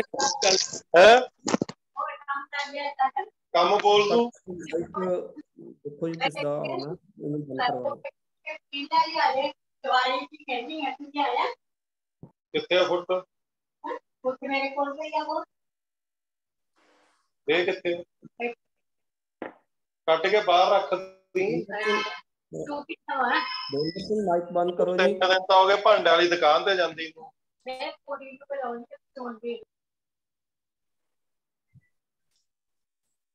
ਹੈਲੋ, ਹਾਂਜੀ ਸਰ। ਹਾਂ ਸੁਜੀਵ ਜੀ, ਮੈਂ ਦੱਸ ਰਿਹਾ ਸੀ ਕਿ ਉਹ ਜਿਹੜਾ ਮਤਲਬ ਕਿ ਡਾਕਟਰ ਕੁਲਦੀਪ ਜੀ ਨੇ ਸ਼ੁਰੂ 'ਚ ਵੀ ਗੱਲ ਕੀਤੀ ਸੀ ਕਿ ਬੱਚੇ ਨੂੰ ਸਰਵਪੱਖੀ ਵਿਕਾਸ ਦੀ ਜਦੋਂ ਅਸੀਂ ਗੱਲ ਕਰਦੇ ਹਾਂ ਤਾਂ ਸਰਵਪੱਖੀ ਵਿਕਾਸ ਲਈ ਮਤਲਬ ਕਿ ਕਿਤਾਬੀ ਪੜ੍ਹਾਈ ਦੇ ਨਾਲ ਨਹੀਂ ਹੋਣਾ। ਬਹੁਤ ਜ਼ਿਆਦੀਆਂ ਸਾਡੀਆਂ ਕਿਰਿਆਵਾਂ ਜਿਹੜੀਆਂ ਨੇ ਉਹ ਬੱਚੇ ਨੂੰ ਚਾਹੀਦੀਆਂ ਹੁੰਦੀਆਂ ਨੇ, ਤਾਂ ਹੀ ਉਹ ਬੱਚਾ ਜਿਹੜਾ ਉਹ ਇੱਕ ਸਰਵਪੱਖੀ ਵਿਕਾਸ ਦੇ ਵੱਲ ਅੱਗੇ ਵੱਧ ਸਕਦਾ। ਅੱਜ ਕਾਫੀ ਕੁਛ ਇੱਦਾਂ ਦਾ ਚੱਲ ਪਿਆ ਕਿ ਬੱਚੇ ਦਾ ਜਿਹੜਾ ਉਹ ਕਾਫੀ ਸੈਲਫਿਸ਼ ਹੋ ਗਿਆ। ਉਹਦਾ ਕਾਰਨ ਇਹੀ ਹੈ ਕਿ ਅੱਜ ਬੱਚਾ ਕਿਤੇ ਇੱਕ ਪਲੇਟਫਾਰਮ ਦੇ ਉੱਤੇ ਜੁੜ ਕੇ ਨਹੀਂ ਬੈਠਦਾ। ਹੁਣ ਜੇ ਕਿਤੇ ਹੋ ਸਕਦਾ ਇੱਕ ਸਵਾਲ ਹੁਣ ਹੋਰ ਵੀ ਉੱਠ ਰਿਹਾ ਹੋਵੇ ਸੁਣਨ ਵਾਲੇ ਸਰੋਤਿਆਂ ਦੇ ਮਨ 'ਚ ਵੀ, ਅੱਜ ਤਾਂ ਪਲੇਟਫਾਰਮ ਵੀ ਬਹੁਤ ਨੇ, ਬੱਚੇ ਕੋਲ ਮੋਬਾਈਲ ਫੋਨ ਹੈ, ਇੰਟਰਨੈਟ ਹੈ, ਥੀਏਟਰ ਹੈ, ਕਿੰਨਾ ਕੁਛ ਹੈ। ਲੇਕਿਨ ਸਕਾਊਟਿੰਗ ਉਸ ਸਮੇਂ 'ਚ ਸਟਾਰਟ ਹੋਈ ਜਦੋਂ ਸ਼ਾਇਦ ਇਹ ਕੁਛ ਨਹੀਂ ਸੀ, ਤਾਂ ਇੱਕ ਬੱਚੇ ਨੂੰ ਪਲੇਟਫਾਰਮ ਦੇਣ ਦੀ ਗੱਲ ਕੀਤੀ। ਇਹ ਗੱਲ ਸ਼ਾਇਦ ਮਨ 'ਚ ਆ ਰਹੀ ਹੋਊਗੀ ਸਾਰਿਆਂ ਦੀ। ਲੇਕਿਨ ਸਕਾਊਟਿੰਗ ਜਿਹੜਾ ਅਗਲੇ ਸਵਾਲ ਨਾਲ ਕਾਫੀ ਹੱਦ ਤੱਕ ਜੁੜਦੀ ਹੈ। ਜਿਵੇਂ ਤੁਸੀਂ ਇੱਕ ਬੜੀ ਸੋਹਣੀ ਗੱਲ ਪਿਛਲੀ ਗੱਲਬਾਤ ਦੌਰਾਨ ਕਹੀ ਕਿ ਵਿਦਿਆਰਥੀਆਂ ਦੀ ਐਡਵਾਂਸਮੈਂਟ ਦੇ ਲਈ ਅਧਿਆਪਕਾਂ ਦੀ ਐਡਵਾਂਸਮੈਂਟ ਬੇਹੱਦ ਜ਼ਰੂਰੀ ਹੈ ਤੇ ਸਕਾਊਟਿੰਗ ਇਸ ਗੱਲ ਦਾ ਖਾਸ ਧਿਆਨ ਰੱਖਦੀ ਹੈ। ਤੇ ਅਸੀਂ ਜਾਣਨਾ ਚਾਹੁੰਦੇ ਹਾਂ ਕਿ ਜਿਸ ਤਰ੍ਹਾਂ ਵਿਦਿਆਰਥੀਆਂ ਦੇ ਵਿੱਚ ਸਿਰਜਣਾਤਮਕ ਸਿੱਖਿਆ ਲਈ ਉਹਨਾਂ ਨੂੰ ਸਿਰਜਣਾਤਮਕ ਸਿੱਖਿਆ ਨਾਲ ਜੋੜਨ ਲਈ ਬਹੁਤ ਸਾਰੇ ਕੰਪੋਨੈਂਟ ਸਕਾਊਟਿੰਗ ਦੇ ਵਿੱਚ ਹਨ ਤੇ ਸ਼ਾਇਦ ਅਧਿਆਪਕਾਂ ਲਈ ਵੀ ਜ਼ਰੂਰ ਹੋਣਗੇ, ਤਾਂ ਉਹ ਕਿਹੜੇ ਕੰਪੋਨੈਂਟ ਨੇ ਜਿਹੜੇ ਅਧਿਆਪਕਾਂ ਅਤੇ ਵਿਦਿਆਰਥੀਆਂ ਨੂੰ ਸਿਰਜਣਾਤਮਕ ਸਿੱਖਿਆ ਨਾਲ ਜੋੜਨ ਵਿੱਚ ਸਹਾਈ ਹੁੰਦੇ ਨੇ? ਜੀਵਨ ਦੀ ਸਕਾਊਟਿੰਗ ਕ੍ਰੀਏਟਿੰਗ ਹੈ ਬੈਟਰ ਵਰਲਡ, ਇਹ ਨਾਰਾ ਦਿੰਦੀ ਹੈ ਸਕਾਊਟਿੰਗ। ਤਾਂ ਉਹ ਕ੍ਰੀਏਸ਼ਨ ਇੱਕ ਬਲਕਿ ਟੋਟਲੀ ਉਹ ਕ੍ਰੀਏਸ਼ਨ ਹੈ। ਉਹ ਜਦੋਂ ਅਧਿਆਪਕ ਸਾਡੇ ਕੋਲ ਕੈਂਪਾਂ 'ਚ ਆਉਂਦਾ ਹੈ ਤਾਂ ਉਹਨਾਂ ਨੂੰ ਕਾਫੀ ਇੱਦਾਂ ਦੀ ਐਕਟੀਵਿਟੀਜ਼ ਜਿਹੜੀਆਂ ਨੇ ਉਹ ਦਿੱਤੀਆਂ ਜਾਂਦੀਆਂ ਨੇ ਕਿ ਸਕਿੱਲ ਡਿਵੈਲਪਮੈਂਟ ਪ੍ਰੋਗਰਾਮ ਹੈ, ਪੂਰਾ ਪਰਸਨੈਲਿਟੀ ਡਿਵੈਲਪਮੈਂਟ ਪ੍ਰੋਗਰਾਮ ਹੈ, ਮੋਰਲ ਵੈਲਿਊ ਦਾ ਪ੍ਰੋਗਰਾਮ ਹੈ। ਤਾਂ ਉਹ ਸਾਰੇ ਪ੍ਰੋਗਰਾਮ ਦੇ ਵਿੱਚ ਜਦੋਂ ਅਧਿਆਪਕ ਆ ਕੇ ਜੁੜਦਾ ਹੈ ਤਾਂ ਤੁਸੀਂ ਉਹਦੇ 'ਚ ਸਾਡੇ ਕੋਲ ਵੋਕੇਸ਼ਨਲ ਟ੍ਰੇਨਿੰਗ ਅਸੀਂ ਕਰਵਾਉਂਦੇ ਹਾਂ ਟ੍ਰੇਨਿੰਗ ਸੈਂਟਰ ਦੇ ਉੱਤੇ। ਇੱਕ 7 ਰੋਜ਼ਾ ਕੋਰਸ ਦੇ ਵਿੱਚ ਇੱਕ ਬੇਸਿਕ ਕੋਰਸ ਜਦੋਂ ਅਧਿਆਪਕ ਆਉਂਦਾ ਹੈ ਤਾਂ ਉਹਦਾ ਪ੍ਰੋਗਰਾਮ ਸਵੇਰੇ 6 ਵਜੇ ਰਾਤ ਨੂੰ 10 ਵਜੇ ਤੱਕ ਚੱਲਦਾ ਹੈ ਤੇ ਜਿਹੜੀ ਸਾਡੀ ਸ਼ਾਮ ਨੂੰ 8:30 ਵਜੇ ਕੈਂਪ ਫਾਇਰ ਹੁੰਦੀ ਹੈ ਤਾਂ ਉਹ ਬਹੁਤ ਕੁਛ ਜਿਹੜੀ ਆ ਉਹ ਮੈਸੇਜ ਦਿੰਦੀ ਹੈ। ਔਰ ਕਈ ਵਾਰ ਅਧਿਆਪਕ ਆ ਕੇ ਉੱਥੇ ਕਹਿੰਦੇ ਨੇ ਕਿ ਅਸੀਂ ਅੱਜ ਪਹਿਲੇ ਦਿਨ ਸਟੇਜ ਤੇ ਆਏ ਹਾਂ, ਅੱਜ ਪਹਿਲੇ ਦਿਨ ਬੋਲੇ ਆ। ਉਹ ਆਪਣੇ ਆਪ ਹੀ ਫਿਰ ਦੱਸ ਦਿੰਦੇ ਨੇ ਕਿ ਅਸੀਂ ਤਾਂ ਕਦੇ ਸਟੇਜ ਤੇ ਨਹੀਂ ਸੀਗੇ ਚੜੇ। ਕੁਛ ਬਹੁਤ ਹੀ ਮਤਲਬ ਕਿ ਇਸ ਤਰ੍ਹਾਂ ਦੇ ਬੱਚੇ ਵੀ ਸਾਡੇ ਕੋਲ ਆਉਂਦੇ ਨੇ ਜਿਹੜੇ ਕਿ ਗੱਲ ਕਰਦੇ ਇੱਥੇ ਆ ਕੇ ਇੰਨਾ ਬੋਲ ਕਦੇ ਬੋਲੇ ਹੀ ਨਹੀਂ ਸੀਗੇ। ਇਹ ਸਿੱਖਿਆ ਹੈ, ਇਹ ਬੱਚਿਆਂ ਦੇ ਵਿੱਚ ਅੰਦਰੂਨੀ ਜਿਹੜੇ ਗੁਣ ਨੇ ਉਹਨਾਂ ਨੂੰ ਬਾਹਰ ਕੱਢ ਕੇ, ਸਾਡਾ ਸਿਲੇਬਸ ਵੀ ਸਾਡੇ ਕੋਲ ਮੈਪ ਰੀਡਿੰਗ ਹੈ, ਐਸਟੀਮੇਸ਼ਨ ਹੈ, ਫਸਟ ਏਡ ਹੈ, ਔਰ ਇਹ ਸਾਰੇ ਜਿਹੜੇ ਟੋਟਲੀ ਸਾਡਾ ਇੱਕ ਸਿਲੇਬਸ ਦੇ ਰੂਪ ਦੇ ਵਿੱਚ ਬੰਨਿਆ ਹੋਇਆ ਕਿ ਲਾਈਫ ਸਕਿੱਲ ਜਿਹੜੀ ਆ ਸਕਾਊਟਿੰਗ ਦਿੰਦੀ ਆ ਉਸ ਬੱਚੇ ਨੂੰ, ਤਾਂ ਜੋ ਆਉਣ ਵਾਲੇ ਭਵਿੱਖ ਦੇ ਵਿੱਚ ਉਹ ਆਪਣੇ ਪੈਰਾਂ ਦੇ ਸਕੇ ਔਰ ਉਹ ਪੈਰਾਂ ਦੇ ਉੱਤੇ ਖਲੋ ਕੇ ਅੱਗੇ ਵੱਧ ਸਕੇ।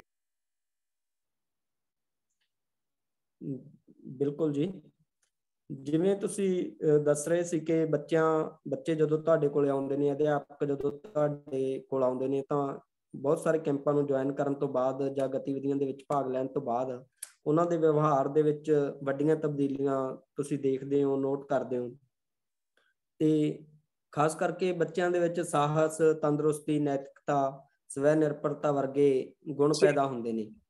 ਮੇਰਾ ਇਹਨਾਂ ਲਈ ਕੋਈ ਲਿੰਕ ਟੁੱਟ ਗਿਆ ਸੀਗਾ ਸ਼ਾਇਦ। ਹਾਂ, ਤਾਂ ਸਰ ਮੈਂ ਆਪਣਾ ਸਵਾਲ ਦੁਬਾਰਾ ਲੈਣਾ। ਹਾਂਜੀ, ਜਿਵੇਂ ਤੁਸੀਂ ਦੱਸ ਰਹੇ ਸੀ ਕਿ ਜਦੋਂ ਬੱਚੇ ਤੁਹਾਡੇ ਕੋਲੇ ਕੈਂਪਾਂ ਦੇ ਵਿੱਚ ਆਉਂਦੇ ਨੇ ਜਾਂ ਅਧਿਆਪਕ ਤੁਹਾਡੇ ਕੋਲੇ ਕੈਂਪਾਂ ਦੇ ਵਿੱਚ ਆਉਂਦੇ ਨੇ, ਉਹਨਾਂ ਕੈਂਪਾਂ ਨੂੰ, ਉਹਨਾਂ ਗਤੀਵਿਧੀਆਂ ਨੂੰ ਜੁਆਇਨ ਕਰਨ ਤੋਂ ਬਾਅਦ ਉਹਨਾਂ ਦੇ ਬਿਹੇਵੀਅਰ ਦੇ ਵਿੱਚ ਕਾਫੀ ਸਾਰੀਆਂ ਚੇਂਜਸ ਤੁਸੀਂ ਦੇਖਦੇ ਹੋ, ਤੇ ਉਹਨਾਂ ਦੇ ਵਿੱਚ ਸਾਹਸ, ਤੰਦਰੁਸਤੀ, ਨੈਤਿਕਤਾ ਤੇ ਸਵੈ ਨਿਰਭਰਤਾ ਵਰਗੇ ਗੁਣ ਪੈਦਾ ਹੁੰਦੇ ਨੇ। ਇਹਨਾਂ ਲਈ ਕੋਈ ਵਿਸ਼ੇਸ਼ ਯਤਨ ਕੀਤੇ ਜਾਂਦੇ ਨੇ ਜਾਂ ਇਹ ਸੁਭਾਵਿਕ ਰੂਪ ਦੇ ਵਿੱਚ ਹੁੰਦਾ ਹੈ, ਜਾਂ ਇਹ ਟ੍ਰੇਨਿੰਗ ਦੇ ਵਿੱਚ ਹੀ ਕੁਝ ਇਸ ਤਰ੍ਹਾਂ ਦੇ ਕੰਪੋਨੈਂਟ ਨੇ ਕਿ ਉਹਨਾਂ ਰਾਹੀਂ ਤੁਸੀਂ ਇਹ ਅਚੀਵ ਕਰਦੇ ਹੋ? ਜੀਵਨ ਜੀ, ਇਹ ਨਾ ਅਚਨਚੇਤ ਕਿਰਿਆ ਹੈ। ਆਪਣਾ ਜਿਹੜਾ ਪੈਟਰੋਲ ਸਿਸਟਮ ਹੈ, ਟੋਲੀ ਵਿਧੀ ਹੈ ਜਿਹੜੀ, ਉਹ ਟੋਲੀ ਵਿਧੀ ਦੇ ਵਿੱਚ ਜਦੋਂ ਨਾ ਬੱਚਿਆਂ ਨੂੰ ਪੈਟਰੋਲ ਸਿਸਟਮ 'ਚ ਬੰਨ ਦਿੱਤਾ ਜਾਂਦਾ ਹੈ, ਤਾਂ ਫਾਰ ਐਗਜ਼ਾਮਪਲ ਉਹ ਹਾਈਕ ਤੇ ਜਾਣਾ ਹੈ, ਹਾਈਕ ਤੇ ਉਹਨਾਂ ਨੂੰ ਇੱਕ ਰਿਸਪੌਂਸਿਬਿਲਿਟੀ ਦੇ ਦਿੱਤੀ ਜਾਂਦੀ ਹੈ ਕਿ ਤੁਸੀਂ ਹਾਈਕ ਤੇ ਜਾਣਾ, ਆਪਣੀ ਟੋਲੀ ਦੇ ਨਾਲ ਜਾਣਾ, ਆਪਣੀ ਟੋਲੀ ਦੇ ਨਾਲ ਰਹਿਣਾ। ਤਾਂ ਉਹ ਜਿਹੜੀਆਂ ਚੀਜ਼ਾਂ ਨੇ, ਉਹ ਬੱਚਾ ਉੱਥੇ ਨੇਚਰ ਸਟੱਡੀ ਵੀ ਕਰਦਾ ਹੈ ਔਰ ਰਸਤੇ ਦੇਖਦਾ ਕਿੰਨੀ ਤਰ੍ਹਾਂ ਦੇ ਦਰਖਤ ਨੇ। ਕਈ ਵਾਰ ਅਸੀਂ ਦੇਖਦੇ ਹਾਂ ਉਹ ਚੀਲ ਹੈ ਸਾਡੇ ਉੱਥੇ ਬਹੁਤ ਜ਼ਿਆਦਾ ਤਰ੍ਹਾਂ ਦੇ ਵੀ ਸੈਂਟਰ ਦੇ ਵਿੱਚ, ਉਹਦੇ ਫੁੱਲ ਚੱਕਦਾ ਬੱਚਾ, ਉਹ ਉੱਥੇ ਬੈਠ ਕੇ ਵੀ ਕਈ ਵਾਰ ਅਸੀਂ ਦੇਖਦੇ ਹਾਂ ਕਿ ਉਹਨੂੰ ਪੇਂਟ ਕਰ ਰਿਹਾ ਹੁੰਦਾ ਹੈ। ਬੱਚੇ ਦਾ ਸੁਭਾਅ ਹੈ ਕਿ ਸਵੇਰੇ ਆਪੇ ਉੱਠਣਾ। ਅਸੀਂ ਮਹਿਸੂਸ ਕਰਦੇ ਹਾਂ ਕਿ ਜਦੋਂ ਬੱਚਾ ਉੱਥੇ ਆਉਂਦਾ ਤਾਂ ਉਸਨੂੰ ਸਵੇਰੇ 6 ਵਜੇ ਕਿਹਾ ਜਾਂਦਾ ਕਿ ਤੂੰ ਗਰਾਊਂਡ ਆਉਣਾ ਹੈ। ਤਾਂ ਸਭ ਤੋਂ ਵੱਡੀ ਸਮੱਸਿਆ ਹੀ ਅੱਜ ਪੇਰੈਂਟਸ ਲਈ ਇਹ ਹੈ ਕਿ ਸਵੇਰੇ ਬੱਚਾ ਉੱਠਦਾ ਹੀ ਨਹੀਂ, ਲੇਕਿਨ ਉਹ ਆਦੀ ਹੋ ਜਾਂਦਾ ਉੱਥੇ ਆ ਕੇ। ਸੁਭਾਵਿਕ ਹੀ ਉਹ ਸਵੇਰੇ 6 ਵਜੇ ਉੱਠ ਕੇ ਗਰਾਊਂਡ 'ਚ ਆ ਜਾਂਦਾ। ਉਹਦੇ ਵੱਲੋਂ ਆਪਣਾ ਬਿਸਤਰ ਆਪ ਵਿਛਾਇਆ ਜਾਣਾ, ਉਹਦੇ ਵੱਲੋਂ ਖਾਣੇ ਦੀ ਪਲੇਟ ਆਪ ਲੈ ਕੇ ਲਾਈਨ 'ਚ ਲੱਗ ਕੇ ਖਾਣਾ ਲਿਆ ਜਾਣਾ। ਕਿੰਨੇ ਬੱਚੇ ਨੇ ਜਿਹੜੇ ਘਰੇ ਪਲੇਟ ਸਾਫ਼ ਕਰਦੇ ਨੇ? ਉੱਥੇ ਬੱਚਾ ਗੁਣਾਂ ਦਾ ਆਪੇ ਹੀ ਉਹ ਗੁਣ ਜਿਹੜੇ ਉਹਦੇ ਵਿੱਚ ਆ ਜਾਂਦੇ ਆ, ਤੇ ਉਹ ਦੂਜਿਆਂ ਨੂੰ ਦੇਖ ਕੇ ਵੀ ਕਈ ਵਾਰ ਉਦਾਂ ਦਾ ਹੋ ਜਾਂਦਾ ਕਿ ਉਹ ਉਸ ਪਾਸੇ ਨੂੰ ਚੱਲ ਪੈਂਦਾ ਕਿ ਮੈਂ ਨਹੀਂ ਕਰ ਰਿਹਾ ਜਾਂ ਮੈਂ ਦੂਜੇ ਨਹੀਂ ਕਰ ਰਹੇ। ਉੱਥੇ ਬੱਚਾ ਜਦੋਂ ਇੱਕ ਇਕੁਐਲਿਟੀ ਆਉਂਦੀ ਹੈ, ਬੱਚਾ ਸੇਮ ਪ੍ਰੋਸੈਸ ਦੇ ਵਿੱਚੋਂ ਨਿਕਲਦਾ, ਤਾਂ ਸਾਰੇ ਬੱਚੇ ਉੱਤੇ ਸੇਮ ਨੇ। ਉਸ ਬੱਚੇ ਨੂੰ ਬੋਲਣ ਦਾ ਤਰੀਕਾ, ਉਸ ਬੱਚੇ ਨੂੰ ਬੈਠਣ ਦਾ ਤਰੀਕਾ, ਜਦੋਂ ਇਹ ਸਾਰਾ ਕੁਝ ਬੱਚਾ ਉੱਥੇ ਕਰਦਾ ਹੈ ਤਾਂ ਉਹ ਬੱਚਾ ਇਹ ਸਾਰਾ ਕੁਝ ਸਿੱਖਦਾ ਉੱਥੇ। ਤਾਂ ਉਹ ਅਚਨਚੇਤ ਦੇ ਜਿਹੜੇ ਗੁਣ ਨੇ ਉਹਦੇ ਵਿੱਚ ਆ ਜਾਂਦੇ ਨੇ। ਕਿਉਂਕਿ ਮੋਰਲ ਵੈਲਿਊ ਤੇ ਜੇ ਆਪਾਂ ਨੈਤਿਕਤਾ ਦੀ ਗੱਲ ਕਰੀਏ, ਪੜ੍ਹਾਉਣ ਦਾ ਵਿਸ਼ਾ ਨਹੀਂ ਹੈ ਇਹ, ਪੜ੍ਹਾਉਣ ਦਾ ਵਿਸ਼ਾ ਨਹੀਂ ਹੈ ਇਹ, ਪ੍ਰੈਕਟੀਕਲ ਹੈ। ਕਿ ਬੱਚਾ ਅੱਜ ਪੇਰੈਂਟਸ ਕੀ ਚਾਹੁੰਦਾ? ਪੇਰੈਂਟਸ ਚਾਹੁੰਦਾ ਕਿ ਮੇਰਾ ਬੱਚਾ ਘਰੋਂ ਜਦੋਂ ਨਿਕਲੇ ਹੈਲੋ ਹਾਈ ਕਰਕੇ ਜਾਵੇ। ਸਕੂਲ 'ਚ ਟੀਚਰ ਉਹਦੇ ਫੇਸ ਵੱਲ ਦੇਖਦਾ ਕਿ ਬੱਚਾ ਸਕੂਲ ਆਇਆ ਹੈਲੋ ਹਾਈ ਕਰ ਰਿਹਾ ਕਿ ਨਹੀਂ ਕਰ ਰਿਹਾ। ਅੱਜ ਅਸੀਂ ਨੰਬਰ ਜ਼ਰੂਰ ਲੈ ਰਹੇ ਹਾਂ, 90%, 96%, 100% ਨੰਬਰ ਲੈ ਰਹੇ ਹਾਂ, ਲੇਕਿਨ ਕੀ ਅੱਜ ਬੱਚਾ ਸਾਡਾ ਸਟੇਜ ਤੇ ਖੜ ਕੇ ਬੋਲਣ ਲਾਇਕ ਹੈ ਕਿ ਉਹ ਕਿਸੇ ਕੁਐਸਚਨ ਦਾ ਇਮੀਡੀਏਟ ਜਵਾਬ ਦੇ ਸਕਦਾ? ਇਹ ਸਾਰਾ ਕੁਝ ਅਸੀਂ ਸਕਾਊਟਿੰਗ ਦੇ ਵਿੱਚ, ਜਦੋਂ ਬੱਚਾ ਇੱਕ ਕੈਂਪ ਦੇ ਵਿੱਚ ਆ ਜਾਂਦਾ ਹੈ। ਇੱਕ ਸਮਾਂ ਸੀਗਾ, ਸਾਨੂੰ ਟੀਚਰ ਸਾਹਿਬਾਨ ਵੀ ਦੱਸਦੇ ਹੁੰਦੇ ਨੇ ਕਿ ਅਸੀਂ ਜਿਹੜੇ ਸਾਡੇ ਸਕੂਲ 'ਚ ਸਭ ਤੋਂ ਟੌਪ ਦੇ ਸ਼ਰਾਰਤੀ ਹੁੰਦੇ ਸੀ, ਉਹ ਤੁਹਾਡੇ ਕੋਲ ਭੇਜ ਦਿੰਦੇ ਸੀ ਵੀ ਚਲੋ ਇਹਨਾਂ ਤੋਂ 5-7 ਦਿਨ ਜਾਣ ਤਾਂ ਛਡਾਈਏ। ਔਰ ਅੱਜ ਸ਼ਾਇਦ ਕੋਈ ਟੀਚਰ ਜੁੜਿਆ ਹੋਊਗਾ, ਦੱਸ ਸਕੂਗਾ ਐਂਡ ਦੇ ਵਿੱਚ ਕਿ ਉਹ ਜਦੋਂ ਬੱਚੇ ਆਏ ਤਾਂ ਫਿਰ ਉਹਨਾਂ ਨੇ ਸਾਨੂੰ ਦੱਸਿਆ ਕਿ ਸਰ ਇਹਨਾਂ ਦੇ ਐਟੀਟਿਊਡਸ ਦੇ ਵਿੱਚ ਬਹੁਤ ਜ਼ਿਆਦਾ ਅੰਤਰ ਪੈ ਗਿਆ, ਵੀ ਇਹ ਤਾਂ ਸਾਰਾ ਸਕੂਲ ਸੰਭਾਲ ਦਿੰਦੇ ਨੇ ਸਾਡਾ। ਅਸਲ 'ਚ ਮੇਨ ਸੰਜੀਵਨ ਦੀ ਜਿਹੜੀ ਐਜੂਕੇਸ਼ਨ ਹੈ, ਉਹਦਾ ਮੇਨ ਰੋਲ ਹੀ ਇਹ ਹੈ, education change our attitude and behaviour. ਅਗਰ ਐਜੂਕੇਸ਼ਨ ਸਾਡਾ ਬਿਹੇਵੀਅਰ ਐਟੀਟਿਊਡ ਚੇਂਜ ਨਹੀਂ ਕਰ ਰਹੀ, ਚਾਹੇ ਉਹ ਸਕਾਊਟਿੰਗ ਐਜੂਕੇਸ਼ਨ ਹੈ, ਚਾਹੇ ਸਾਡੀ ਆਮ ਜਿਹੜੀ ਜੀਵਨ ਦੀ ਕਿਤਾਬੀ ਐਜੂਕੇਸ਼ਨ ਹੈ ਉਹ ਹੈ, ਅਗਰ ਜੇ ਤੁਸੀਂ ਉਹ ਲਾਭ ਸਾਨੂੰ ਪ੍ਰਾਪਤ ਨਹੀਂ ਹੋ ਰਿਹਾ ਤਾਂ ਐਜੂਕੇਸ਼ਨ ਨਥਿੰਗ ਹੈ। ਫਿਰ ਇਹ ਕੈਂਪ ਵੀ ਨਥਿੰਗ ਨੇ ਅਗਰ ਉੱਥੋਂ ਬੱਚੇ ਦਾ ਐਟੀਟਿਊਡ ਤੇ ਬਿਹੇਵੀਅਰ ਚੇਂਜ ਨਹੀਂ ਹੁੰਦਾ। ਅਸੀਂ ਤਾਂ ਮਹਿਸੂਸ ਕਰਦੇ ਹਾਂ, ਪਹਿਲੇ ਦਿਨ ਬੱਚਾ ਆਉਂਦਾ ਉਹ ਬਹੁਤ ਕੰਪਲੈਕਸ ਹੁੰਦਾ ਵੀ ਮੈਂ ਪਤਾ ਨਹੀਂ ਕਿੱਥੇ ਆ ਗਿਆ, ਦੂਸਰੇ ਦਿਨ ਚੇਂਜ ਆਉਂਦੀਆਂ, ਤੀਸਰੇ ਦਿਨ ਚੇਂਜ ਆਉਂਦੀਆਂ, ਚੌਥੇ ਪੰਜਵੇਂ ਦਿਨ ਬੱਚਾ ਮੂੰਹ ਚੋਂ ਕਹਿੰਦਾ ਵੀ ਸਰ ਹੋਰ ਰੱਖ ਲਓਗੇ 2-4 ਦਿਨ, ਕਿਉਂਕਿ ਬੱਚਾ ਏਦਾਂ ਸਿੱਖਦਾ। ਔਰ ਇਹ ਕਿਰਿਆ ਵੀ ਮਤਲਬ ਕਿ ਲਰਨਿੰਗ ਬਾਈ ਡੂਇੰਗ ਹੈ, ਮਤਲਬ ਕਿ ਕਰੋ ਤੇ ਸਿੱਖੋ ਤੇ ਕਰੋ। ਸਕਾਊਟਿੰਗ ਦਾ ਇਹ ਟ੍ਰੇਨਿੰਗ ਦਾ ਇੱਕ ਪ੍ਰਿੰਸੀਪਲ ਹੈ। ਜੀ ਸੰਜੀਵਨ ਜੀ। ਸਰ ਜਿਵੇਂ ਕਿ ਆਪਾਂ ਪੰਜਾਬ ਦੀ ਜੇਕਰ ਗੱਲ ਕਰੀਏ ਤਾਂ ਪੰਜਾਬ ਦੇ ਵਿੱਚ ਖਾਸ ਕਰਕੇ ਸਿੱਖ ਰਿਲੀਜਨ ਦੇ ਵਿੱਚ ਸੇਵਾ ਦੇ ਸੰਕਲਪ ਨੂੰ ਬਹੁਤ ਮਹੱਤਵ ਦਿੱਤਾ ਜਾਂਦਾ ਹੈ। ਤੇ ਸਾਡੇ ਕੋਲੇ ਭਾਈ ਕਨ੍ਹਈਆ ਜੀ ਤੋਂ ਲੈ ਕੇ ਭਗਤ ਪੂਰਨ ਸਿੰਘ ਤੱਕ ਵੱਡੀਆਂ ਸ਼ਖਸੀਅਤਾਂ ਦੇ ਨਾਮ ਨੇ ਜਿਨ੍ਹਾਂ ਨੇ ਸੇਵਾ ਦੇ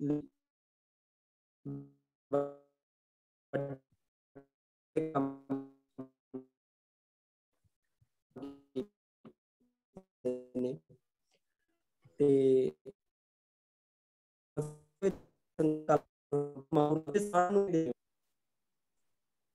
ਸੁਖਜੀਵਨ ਤੁਹਾਡਾ ਨੈਟਵਰਕ ਕਮਜ਼ੋਰ ਹੋ ਗਿਆ, ਥੋੜਾ ਜਿਹਾ ਰਿਪੀਟ ਕਰੋ ਸਵਾਲ। ਹਾਂਜੀ ਸਰ, ਮੈਂ ਕਹਿ ਰਿਹਾ ਸੀ ਕਿ ਪੰਜਾਬ ਦੇ ਵਿੱਚ ਸੇਵਾ ਦੇ ਸੰਕਲਪ ਨੂੰ ਬਹੁਤ ਮਹੱਤਵ ਦਿੱਤਾ ਜਾਂਦਾ ਹੈ ਤੇ ਸਕਾਊਟਿੰਗ ਦੇ ਵਿੱਚ ਵੀ ਸੇਵਾ ਦੇ ਸੰਕਲਪ ਨੂੰ ਮੁੱਖ ਰੂਪ ਵਿੱਚ ਰੱਖਿਆ ਜਾਂਦਾ ਹੈ। ਤੇ ਸੇਵਾ ਦੇ ਸੰਕਲਪ ਦੀ ਜਿਹੜੀ ਸਾਂਝ ਹੈ ਪੰਜਾਬ ਅਤੇ ਸਕਾਊਟਿੰਗ ਦੇ ਵਿੱਚ, ਇਸ ਨੂੰ ਤੁਸੀਂ ਕਿਸ ਰੂਪ ਵਿੱਚ ਦੇਖਦੇ ਹੋ? ਸਰ ਇੱਕ ਕਮਿਊਨਿਟੀ ਡਿਵੈਲਪਮੈਂਟ ਪ੍ਰੋਗਰਾਮ ਚੱਲਦੇ ਨੇ ਤੇ ਕਮਿਊਨਿਟੀ ਸਰਵਿਸ ਪ੍ਰੋਗਰਾਮ ਚੱਲਦੇ ਨੇ ਸਾਡੇ।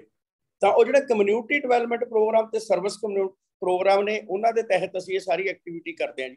ਸਕਾਊਟਿੰਗ ਦੇ ਵਿੱਚ ਇੱਕ ਗੁੱਡ ਟਰਨ ਹੈ ਨੇਕੀ ਦੀ ਗੰਢ। ਜਦੋਂ ਬੱਚਾ ਸਕਾਰਫ ਪਹਿਨਦਾ ਜਾਂ ਟੀਚਰ ਸਕਾਰਫ ਪਹਿਨਦੇ ਨੇ ਤਾਂ ਇੱਥੇ ਇੱਕ ਗੰਢ ਲਾਉਂਦੇ ਨੇ, ਉਹਨੂੰ ਕਿਹਾ ਜਾਂਦਾ ਹੈ ਗੁੱਡ ਟਰਨ। ਤਾਂ ਨੇਕੀ ਦੀ ਗੰਢ ਲਾਉਣ ਦਾ ਮਤਲਬ ਇਹੀ ਹੈ ਕਿ ਮੈਂ ਅੱਜ ਆਪਣੀ ਰੋਜ਼ਮਰਾ ਦੀ ਜ਼ਿੰਦਗੀ ਦੇ ਵਿੱਚ ਬਾਕੀ ਜਿੱਥੇ ਕੰਮ ਕਰਦਾ ਉੱਥੇ ਧਿਆਨ 'ਚ ਰੱਖਣਾ ਕਿ ਮੈਂ ਕੋਈ ਨਾ ਕੋਈ ਨੇਕੀ ਦਾ ਕੰਮ, ਵਧੀਆ ਕੰਮ ਕਰਨਾ ਹੈ, ਕਿਸੇ ਤੇ ਕੰਮ ਆਉਣਾ ਹੈ। ਸਕੂਲ ਦੇ ਵਿੱਚ ਬੱਚਾ ਪੜ੍ਹ ਰਿਹਾ ਤਾਂ ਆਪਣੇ ਨਾਲ ਦੇ ਪੜ੍ਹਦੇ ਨੂੰ ਕੁਛ ਨਾ ਕੁਛ ਸਿਲੇਬਸ ਦੇ ਅਕੋਰਡਿੰਗ ਕੁਛ ਸਿਖਾ ਦੇਵੇ। ਟੀਚਰਸ ਜਿਹੜੇ ਉਹ ਇੱਕ ਦੂਜੇ ਦੀ ਹੈਲਪ ਕਰਦੇ ਨੇ। ਤਾਂ ਉਹ ਨੇਕੀ ਦੀ ਗੰਢ ਦੇ ਰੂਪ ਦੇ ਵਿੱਚ ਜਿਹੜਾ ਉਹ ਸਕਾਊਟਿੰਗ ਸਰਵਿਸ ਕਰਦੀ ਹੈ। ਕਮਿਊਨਿਟੀ ਡਿਵੈਲਪਮੈਂਟ ਪ੍ਰੋਗਰਾਮ ਚਲਾਉਂਦੇ ਅਸੀਂ ਵੱਖ-ਵੱਖ ਤਰ੍ਹਾਂ ਦੇ, ਜਿਹਦੇ 'ਚ ਸਾਡੇ TTL ਪ੍ਰੋਗਰਾਮ ਵਗੈਰਾ ਚੱਲਦੇ ਨੇ, ਝੁੱਗੀ ਝੋਪੜੀ ਸਟਰੀਟ ਚਾਈਲਡ ਦੇ ਪ੍ਰੋਗਰਾਮ ਚੱਲਦੇ ਨੇ। ਤਾਂ ਉਹ ਕਮਿਊਨਿਟੀ ਲਈ ਅਸੀਂ ਕਾਫੀ ਪ੍ਰੋਗਰਾਮ ਨੇ ਇੱਦਾਂ ਦੇ। ਉਸ ਤੋਂ ਬਾਅਦ ਵੱਖ-ਵੱਖ ਜਿੰਨੇ ਵੀ ਪੰਜਾਬ ਦੇ ਵਿੱਚ ਸੈਲੀਬ੍ਰੇਸ਼ਨ ਹੁੰਦੇ ਆ, ਸ਼ਹੀਦੀ ਜੋੜ ਮੇਲ ਫਤਿਹਗੜ੍ਹ ਸਾਹਿਬ ਹੈ, ਹੋਲਾ ਮਹੱਲਾ ਹੈ, ਮਾਤਾ ਜਲੰਧਰ ਵਿੱਚ ਮੇਲਾ ਲੱਗਦਾ ਹੈ, ਇੱਦਾਂ ਦੇ ਸਾਰੇ ਚੀਜ਼ਾਂ ਨੇ। ਉਹਨਾਂ ਨੂੰ ਅਸੀਂ ਮੁਕਤਸਰ ਸਾਹਿਬ ਮਾਘੀ ਦਾ ਮੇਲਾ ਹੈ, ਦਮਦਮਾ ਸਾਹਿਬ ਤੇ ਬੱਚੇ ਕਾਫੀ ਸਾਰੇ ਜਿਹੜੇ ਉਹ ਸਰਵਿਸ ਦਿੰਦੇ ਨੇ। ਇਸ ਤਰ੍ਹਾਂ ਤਾਂ ਇੱਕ ਉਸ ਤੋਂ ਬਾਅਦ 3 ਪ੍ਰਿੰਸੀਪਲ ਨੇ scouting. 3 principal. Duty to self, ਮਤਲਬ ਕਿ ਪਹਿਲਾਂ ਆਪਣੇ ਆਪ ਨੂੰ ਤਿਆਰ ਕਰਨਾ, ਸਕਿਲਡ ਕਰਨਾ। ਉਹ ਸਕੂਲਿੰਗ ਤੇ ਕਾਲਜ ਤੇ ਹਾਇਰ ਐਜੂਕੇਸ਼ਨ ਤੱਕ ਬੱਚਾ ਆਪਣੇ ਆਪ ਨੂੰ ਤਿਆਰ ਕਰਦਾ ਹੈ। ਡਿਊਟੀ ਟੂ ਸੈਲਫ ਕਰਦਾ, ਫਿਰ ਡਿਊਟੀ ਟੂ ਅਦਰ। ਫਿਰ ਦੂਜਿਆਂ ਦੇ ਲਈ ਕੰਮ ਆਪਾਂ ਤਾਂ ਹੀ ਕਰ ਸਕਦੇ ਹਾਂ ਜੇ ਆਪਣੇ ਕੋਲ ਕੋਈ ਟੂਲ ਹੋਊ, ਤਿਆਰੀ ਹੋਊਗੀ। ਤਾਂ ਸਕਾਊਟਿੰਗ ਪਹਿਲਾਂ ਇਹ ਕਹਿੰਦਾ ਕਿ duty to self, then duty to other, ਫਿਰ ਦੂਜਿਆਂ ਦੀ ਸੇਵਾ ਲਈ ਜਾਓ। ਦੂਜਿਆਂ ਦੀ ਸੇਵਾ ਕਰਦੇ ਤਾਂ ਉਹ ਡਿਊਟੀ ਤੋਂ ਬਾਅਦ ਫਿਰ ਤੀਸਰੀ ਡਿਊਟੀ ਹੈ ਡਿਊਟੀ ਟੂ ਗੋਡ, ਜਿਹਦੇ ਵਿੱਚ ਅੱਜ ਅਸੀਂ ਗੱਲ ਕਰਦੇ ਹਾਂ ਵਾਤਾਵਰਨ ਦੀ ਗੱਲ ਕਰਦੇ ਹਾਂ, 에ਅਰ ਪੋਲਿਊਸ਼ਨ ਦੀ ਗੱਲ ਕਰਦੇ ਹਾਂ। ਤਾਂ ਉਹ ਸਾਰਾ ਕੁਝ ਸਾਡਾ ਉਹਦੇ ਵਿੱਚ ਆਉਂਦਾ ਹੈ ਕਿ ਫਿਰ ਉਹ ਡਿਊਟੀ ਟੂ ਗੋਡ ਹੈ ਕਿ ਡਿਊਟੀ ਪਰਮਾਤਮਾ ਨੇ ਜਿਹੜੀ ਸਾਨੂੰ ਸ੍ਰਿਸ਼ਟੀ ਦਿੱਤੀ ਹੈ। ਤਾਂ ਉਹ ਜਿਹੜਾ ਸਾਰਾ ਕੁਝ ਹੈ ਨਾ, ਉਹ ਅਚਨਚੇਤ ਬੱਚੇ ਦੇ ਵਿੱਚ ਉਹ ਜਦੋਂ ਪ੍ਰਵੇਸ਼ ਕਰਦਾ ਹੈ ਤਾਂ ਰਾਸ਼ਟਰਪਤੀ ਸਕਾਊਟ ਵੱਲ ਨੂੰ ਵੱਧਦਾ ਹੈ, ਰਾਸ਼ਟਰਪਤੀ ਰੋਵਰ ਵੱਲ ਨੂੰ ਵੱਧਦਾ ਹੈ, ਹੈਕੀ ਟਰੈਕਿੰਗ ਦੇ ਕੈਂਪ ਕਰਦਾ ਹੈ, ਐਡਵੈਂਚਰ ਸਪੋਰਟਸ ਦੇ ਕੈਂਪ ਕਰਦਾ ਹੈ, ਇੰਟਰਨੈਸ਼ਨਲ ਨੈਸ਼ਨਲ ਲੈਵਲ ਦੇ ਇੰਟੀਗ੍ਰੇਸ਼ਨ ਕੈਂਪ ਕਰਦਾ ਹੈ, ਜਮਹੂਰੀਜ਼ ਹੁੰਦੀਆਂ ਨੇ। ਤਾਂ ਜਦੋਂ ਬੱਚਾ ਇਹਨਾਂ ਇਕੱਠਾਂ ਦੇ ਵਿੱਚ ਜਾਂਦਾ ਹੈ ਤਾਂ ਉਹ ਕਾਫੀ ਕੁਝ ਜਿਹੜਾ ਬੱਚਾ ਆਪਣੇ ਆਪ ਸਿੱਖਦਾ ਹੈ। ਔਰ ਇਹ ਅਚਨਚੇਤ ਜਿਹੜੀਆਂ ਚੀਜ਼ਾਂ ਨੇ ਉਹਦੇ ਵਿੱਚ ਭਰੀਆਂ ਜਾਂਦੀਆਂ ਨੇ। ਅਸੀਂ ਸਾਡੇ ਬੱਚੇ ਬਹੁਤ ਕੰਮ ਕਰਦੇ ਨੇ। ਬਹੁਤ ਪੁਰਾਣੀ ਗੱਲ ਹੋ ਗਈ, ਡਾਕਟਰ ਕੁਲਦੀਪ ਜੀ ਨੂੰ ਵੀ ਯਾਦ ਹੋਊਗਾ ਸਰ ਕਿ ਇੱਕ ਖੰਨੇ ਰੇਲ ਹਾਦਸਾ ਹੋਇਆ ਸੀ ਬਹੁਤ ਵੱਡਾ, ਖੰਨੇ ਤੇ ਸਰਹੰਦ ਦੇ ਵਿਚਾਲੇ। ਤਾਂ ਉਦੋਂ ਸਰ ਉਹਨਾਂ ਡੈਡ ਬੋਡੀਜ਼ ਨੂੰ ਲੋਕ ਹੱਥ ਲਾਉਣੋਂ ਹਟ ਗਏ ਸੀਗੇ ਤੇ ਉਹ ਸਾਡੇ ਸਕਾਊਟ ਬੱਚਿਆਂ ਨੇ ਜਿਹੜੇ ਚੱਕੇ। ਮੈਂ ਵੀ ਉਦੋਂ ਉਸ ਏਜ 'ਚ ਹੀ ਸੀਗਾ। ਤਾਂ ਅੱਜ ਵੀ ਤੁਸੀਂ ਆ ਫੇਸਬੁੱਕ ਤੇ ਦੇਖੋ, ਉੜੀਸਾ ਦੇ ਵਿੱਚ ਇੱਕ ਚੱਲ ਰਹੀ ਹੈ ਕੋਈ ਯਾਤਰਾ, ਉਹ ਹਰ ਸਾਲ ਹੀ ਚੱਲਦੀ ਹੈ, ਧਾਰਮਿਕ ਯਾਤਰਾ, ਉਹ ਰੱਥ ਲਾਈਕ ਦਿਸ। ਉਹਦੇ ਵਿੱਚ ਸਾਡੇ ਬੱਚੇ ਜਿਹੜੇ ਕੰਮ ਕਰ ਰਹੇ ਆ। ਸ੍ਰੀਲੰਕਾ, ਅਸੀਂ ਨੇਪਾਲ ਦੇ ਵਿੱਚ ਅਗਰ ਹੜ੍ਹ ਆਉਂਦੇ ਆ ਤਾਂ ਉੱਥੇ ਜਾ ਕੇ ਕੰਮ ਕਰਦੇ ਆ। ਤਾਂ ਉਹ ਜਿਹੜੀ ਸੇਵਾ ਭਾਵਨਾ ਦੀ ਜਿਹੜੀ ਵੈਲਿਊਜ਼ ਆਫ ਸਰਵਿਸਿਜ਼ ਨੇ ਉਹ ਸਕਾਊਟਿੰਗ ਬੱਚਿਆਂ ਦੇ ਵਿੱਚ ਜਿਹੜੇ ਉਹ ਸਿਲੇਬਸ ਦੇ ਨਾਲ ਜੁੜੀਆਂ ਹੋਈਆਂ ਨੇ। ਔਰ ਬੱਚੇ ਜਿਹੜੇ ਸਾਡੇ ਸੈਂਟਰ ਤੇ ਆ ਕੇ ਵੀ ਬਹੁਤ ਸੇਵਾ ਕਰਦੇ ਆ। ਸਾਡੇ ਸੈਂਟਰ ਤੇ ਹੁਣ ਬਹੁਤ ਜ਼ਿਆਦਾ ਕੰਮ ਚੱਲ ਰਿਹਾ ਰੈਨੋਵੇਸ਼ਨ ਦਾ। ਮੈਂ ਦੇਖ ਰਿਹਾ ਕਿ ਸਾਡੇ ਉੱਥੇ ਬੱਚੇ ਆ ਕੇ, ਚਾਹੇ ਉਹ ਕਦੇ ਵੀ ਕਿਤੇ ਘਰੇ ਕੰਮ ਨਾ ਕਰ ਦੋ, ਲੇਕਿਨ ਸੈਂਟਰ ਤੇ ਆ ਕੇ ਕਰਦੇ ਨੇ। ਲੇਕਿਨ ਉਹ ਘਰੇ ਵੀ ਕਰਨ ਲੱਗ ਜਾਣਗੇ ਜਦੋਂ ਸੈਂਟਰ ਦੇ ਉੱਤੇ ਆਪਣੇ ਸਕੂਲਾਂ ਦੇ ਵਿੱਚ, ਆਪਣੇ ਇੰਸਟੀਚਿਊਟ ਦੇ ਵਿੱਚ ਉਹ ਬੱਚਾ ਕੰਮ ਕਰੂਗਾ, ਆਪਣੇ ਅਧਿਆਪਕ ਦਾ ਆਗਿਆਕਾਰੀ ਹੋ ਜਾਊਗਾ, ਸਮਾਜ ਪ੍ਰਤੀ ਉਹਦੇ ਜਿਹੜੇ ਜ਼ਿੰਮੇਵਾਰੀਆਂ ਉਹ ਆਪਣੇ ਆਪ ਗ੍ਰਹਿਣ ਕਰ ਲੂਗਾ। ਇਹ ਜ਼ਰੂਰੀ ਹੈ ਕਿ ਉਹਨਾਂ ਬੱਚਿਆਂ ਨੂੰ ਆਪਾਂ ਹੱਥੀਂ ਕੰਮ ਕਰਨਾ, ਇੱਕ ਸਕਾਊਟਿੰਗ ਦੀ ਸਭ ਤੋਂ ਵੱਡੀ ਚੀਜ਼ ਹੈ ਕਿ ਹੱਥੀਂ ਕੰਮ ਕਰਨਾ, ਜਿਹੜਾ ਕਿ ਅੱਜ ਵਰਕ ਕਲਚਰ ਖਤਮ ਹੋ ਰਿਹਾ। ਅੱਜ ਅਗਰ ਸਾਡਾ ਨੌਜਵਾਨ ਡਿਸਟਰਬ ਹੈ ਜਾਂ ਕਿਸੇ ਹੋਰ ਰਸਤੇ ਤੇ ਜਾ ਰਿਹਾ ਤਾਂ ਉਹਦਾ ਸਭ ਤੋਂ ਵੱਡੀ ਗੱਲ ਹੈ ਕਿ ਸਾਡੀ ਜਿਹੜੀ ਐਜੂਕੇਸ਼ਨ ਪਾਲਿਸੀ ਉਹਦੇ 'ਚ ਜਿਹੜਾ ਹੱਥੀਂ ਕੰਮ ਕਰਨ ਦਾ ਜਿਹੜਾ ਖਤਮ ਹੋ ਚੁੱਕੀ ਹੈ ਪ੍ਰਕਿਰਿਆ। ਔਰ ਜਦੋਂ ਬੱਚਾ ਹੱਥੀਂ ਕੰਮ ਕਰਨ ਲੱਗ ਜਾਊਗਾ, ਵਰਕ ਕਲਚਰ ਸਿੱਖ ਜਾਊਗਾ, ਤਾਂ ਉਹ ਬੱਚਾ ਜ਼ਰੂਰ ਕਾਮਯਾਬ ਹੋਊਗਾ, ਤਾਂ ਲੋਕਾਂ ਦੇ ਵੀ ਕੰਮ ਆਊਗਾ। ਸੁਖਜੀਵਨ ਜੀ। ਜੀ ਬਿਲਕੁਲ ਸਰ, ਜਿਵੇਂ ਤੁਸੀਂ ਦੱਸ ਰਹੇ ਸੀਗੇ ਹੁਣੇ ਥੋੜੀ ਦੇਰ ਪਹਿਲਾਂ ਕਿ ਬੱਚਿਆਂ ਨੂੰ ਬਹੁਤ ਸਾਰੇ ਅਵਾਰਡ ਰਿਵਾਰਡ ਸਕਾਊਟਿੰਗ ਰਾਹੀਂ ਮਿਲਦੇ ਨੇ, ਤਾਂ ਅਸੀਂ ਚਾਹੁੰਦੇ ਹਾਂ ਕਿ ਬੱਚਿਆਂ ਨੂੰ ਇਸ ਦਾ ਕੋਈ ਹੋਰ ਲਾਭ, ਜਿਸ ਤਰ੍ਹਾਂ ਕਿ NCC ਬੱਚੇ ਕਰਦੇ ਨੇ ਤਾਂ ਉਹਨਾਂ ਨੂੰ ਬਹੁਤ ਸਾਰੇ ਥਾਵਾਂ ਤੇ ਉਸਦੀ ਵੇਟੇਜ ਮਿਲਦੀ ਹੈ, ਉਹਨਾਂ ਅਵਾਰਡ ਜੋ ਉਹਨਾਂ ਨੇ ਲਏ ਹੁੰਦੇ ਨੇ ਜਾਂ ਜੋ ਉਹਨਾਂ ਨੂੰ ਰਿਵਾਰਡ ਮਿਲਿਆ ਹੁੰਦਾ, ਤਾਂ ਕੀ ਸਕਾਊਟਿੰਗ ਦਾ ਵੀ ਇਸ ਤਰ੍ਹਾਂ ਦਾ ਕੋਈ ਲਾਭ ਵਿਦਿਆਰਥੀਆਂ ਨੂੰ ਹੁੰਦਾ ਹੈ? ਸੁਖਜੀਵਨ ਜੀ, ਜਿਹੜਾ ਇੱਕ ਬੱਚਾ ਰਾਸ਼ਟਰਪਤੀ ਰੋਵਰ ਰੇਂਜਰ ਜਾਂ ਸਕਾਊਟ ਗਾਈਡ ਬਣ ਜਾਂਦਾ, ਉਹ ਰੇਲਵੇ ਉਹਦੇ ਲਈ ਰਿਜ਼ਰਵ ਹੋ ਜਾਂਦੀ ਹੈ। ਰੇਲਵੇ 'ਚ ਉਹਦੇ 5% ਕੋਟਾ ਹੈ ਕਿ ਜਿਹੜੀਆਂ ਪੋਸਟਾਂ ਨਿਕਲਦੀਆਂ ਨੇ ਉਹ ਬੱਚਾ ਉਹਦੇ ਲਈ ਐਲੀਜੀਬਲ ਹੋ ਜਾਂਦਾ, ਤਾਂ ਉਹ ਰੇਲਵੇ 'ਚ ਅਪਲਾਈ ਕਰ ਸਕਦਾ ਹੈ। ਕਾਫੀ ਬੱਚੇ ਸਾਡੇ ਰੇਲਵੇ ਦੇ ਵਿੱਚ ਨੇ ਜਿਹੜੇ ਕਿ ਭਰਤੀ ਹੋਏ ਨੇ। ਉਸ ਤੋਂ ਬਾਅਦ ਉਹ ਬੱਚਾ ਤਿਆਰ ਹੀ ਇੰਨਾ ਹੋ ਜਾਂਦਾ।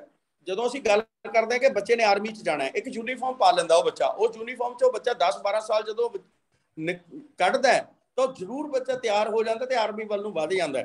ਉਸ ਤੋਂ ਬਾਅਦ ਜਿਹੜੇ ਸਾਡੇ ਅਧਿਆਪਕ ਨੇ, ਜਦੋਂ ETT ਅਧਿਆਪਕ ਜਿਹੜੇ ਸਾਡੇ ਪਿੱਛੇ ਭਰਤੀ ਹੋਏ ਸੀਗੇ 2011-12 ਮੇਬੀ ਸ਼ਾਇਦ 14-15 ਦੀਆਂ ਗੱਲਾਂ ਨੇ, ਤਾਂ ਉਦੋਂ 3 ਨੰਬਰ ਜਿਹੜੇ ਸਾਡੇ ਬੇਸਿਕ ਕੋਰਸ ਦੇ ਉਹਨਾਂ ਅਧਿਆਪਕਾਂ ਨੂੰ ਪ੍ਰਾਪਤ ਹੋ ਗਏ ਸੀਗੇ। ਇੱਕ ਸਾਡੀਆਂ ਐਡਮਿਸ਼ਨਾਂ ਹੋਈਆਂ ਨੇ ਯੂਨੀਵਰਸਿਟੀਆਂ ਦੇ ਵਿੱਚ, ਪੰਜਾਬੀ ਯੂਨੀਵਰਸਿਟੀ ਪਟਿਆਲਾ ਵੀ ਪਿੱਛੇ ਐਡਮਿਸ਼ਨਸ ਹੋਈਆਂ ਕੁਝ ਬੱਚਿਆਂ ਦੀਆਂ, ਉਹਨਾਂ ਨੂੰ ਵੀ ਵੇਟੇਜ ਮਿਲੇ ਆ। ਸੋ ਇਸ ਲੈਵਲ ਤੇ ਵੀ ਵੱਖ-ਵੱਖ ਅਦਾਰਿਆਂ ਦੇ ਵਿੱਚ ਵੱਖ-ਵੱਖ ਤਰ੍ਹਾਂ ਦੇ ਨਾਲ ਜਿਹੜੀਆਂ ਵੇਟੇਜ ਜਿਹੜੀਆਂ ਉਹ ਇਹਨਾਂ ਬੱਚਿਆਂ ਦੇ ਲਈ ਹਨ, ਜਿਹੜੀਆਂ ਕਿ ਰੈਗੂਲਰ ਉਹਨਾਂ ਬੱਚਿਆਂ ਨੂੰ ਵੇਟੇਜ ਮਿਲਦੀਆਂ ਹਨ। ਲੇਕਿਨ ਰੇਲਵੇ ਇੱਕ ਬਹੁਤ ਵੱਡਾ ਸਕੋਪ ਹੈ ਉਸ ਬੱਚੇ ਦੇ ਲਈ।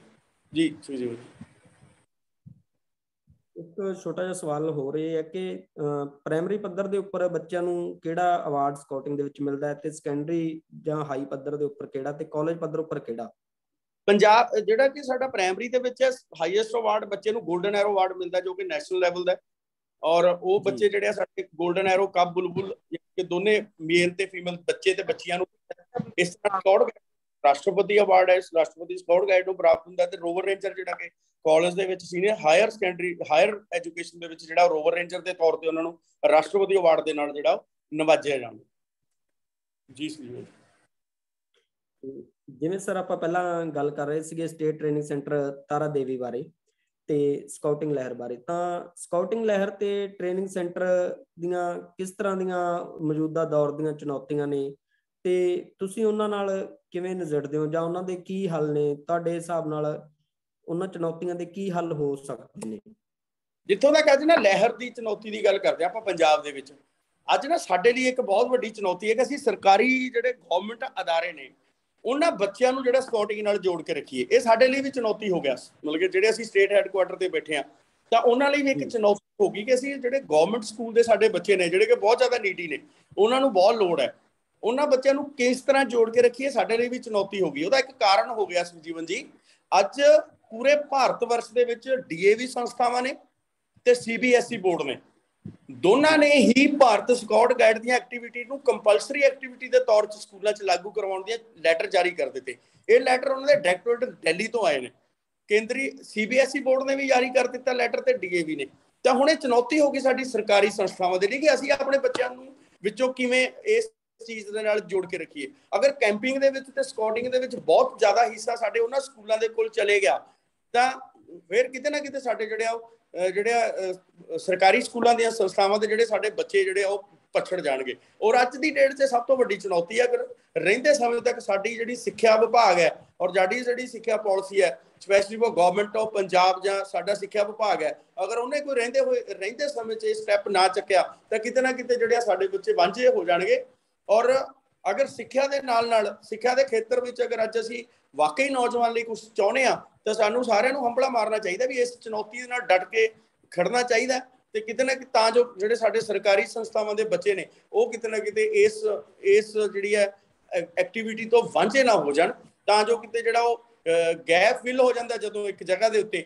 ਮੀਨਸ ਮੰਨ ਲਓ ਇੱਕ ਕੈਂਪਿੰਗ ਹੈ ਜਾਂ ਸਾਨੂੰ ਇੱਕ ਸੈਂਸਿਸ ਹੈ, ਜਦੋਂ ਕਿਤੇ ਉਹ ਸੈਂਸਿਸ ਇੱਕ ਪਾਸੇ ਭਰ ਜਾਂਦਾ ਹੈ ਤਾਂ ਦੂਜਾ ਪਾਸਾ ਸਫਰ ਕਰ ਜਾਂਦਾ ਫਿਰ। ਲੇਕਿਨ ਮੇਰੇ ਲਈ ਸਪੈਸ਼ਲੀ ਅਗਰ ਮੇਰਾ ਜਿਹੜਾ ਸਾਡਾ ਸਟਾਫ ਹੈ, ਸਾਡੇ ਲਈ ਇਹ ਬੜੀ ਚੁਣੌਤੀ ਹੈ ਕਿ ਅਸੀਂ ਇਸ ਚੀਜ਼ ਦੇ ਉੱਤੇ ਹੀ ਵਰਕ ਕਰਦੇ ਹਾਂ ਕਿ ਜਿਹੜੇ ਸਾਡੇ ਸਰਕਾਰੀ ਸਕੂਲਾਂ ਦੇ ਬੱਚੇ ਨੇ ਉਹ ਨਾ ਕਿਤੇ ਪਛੜ ਜਾਣ। ਅੱਜ ਲਹਿਰ ਪੰਜਾਬ ਦੇ ਵਿੱਚ ਸਾਡੀ ਲਹਿਰ ਦੇ ਲਈ ਇਹ ਵੀ ਇੱਕ ਬਹੁਤ ਵੱਡੀ ਚੁਣੌਤੀ ਹੈ ਕਿ ਅਸੀਂ ਉਹਨਾਂ ਬੱਚਿਆਂ ਨੂੰ ਕਿਵੇਂ ਜੋੜ ਕੇ ਰੱਖਣਾ।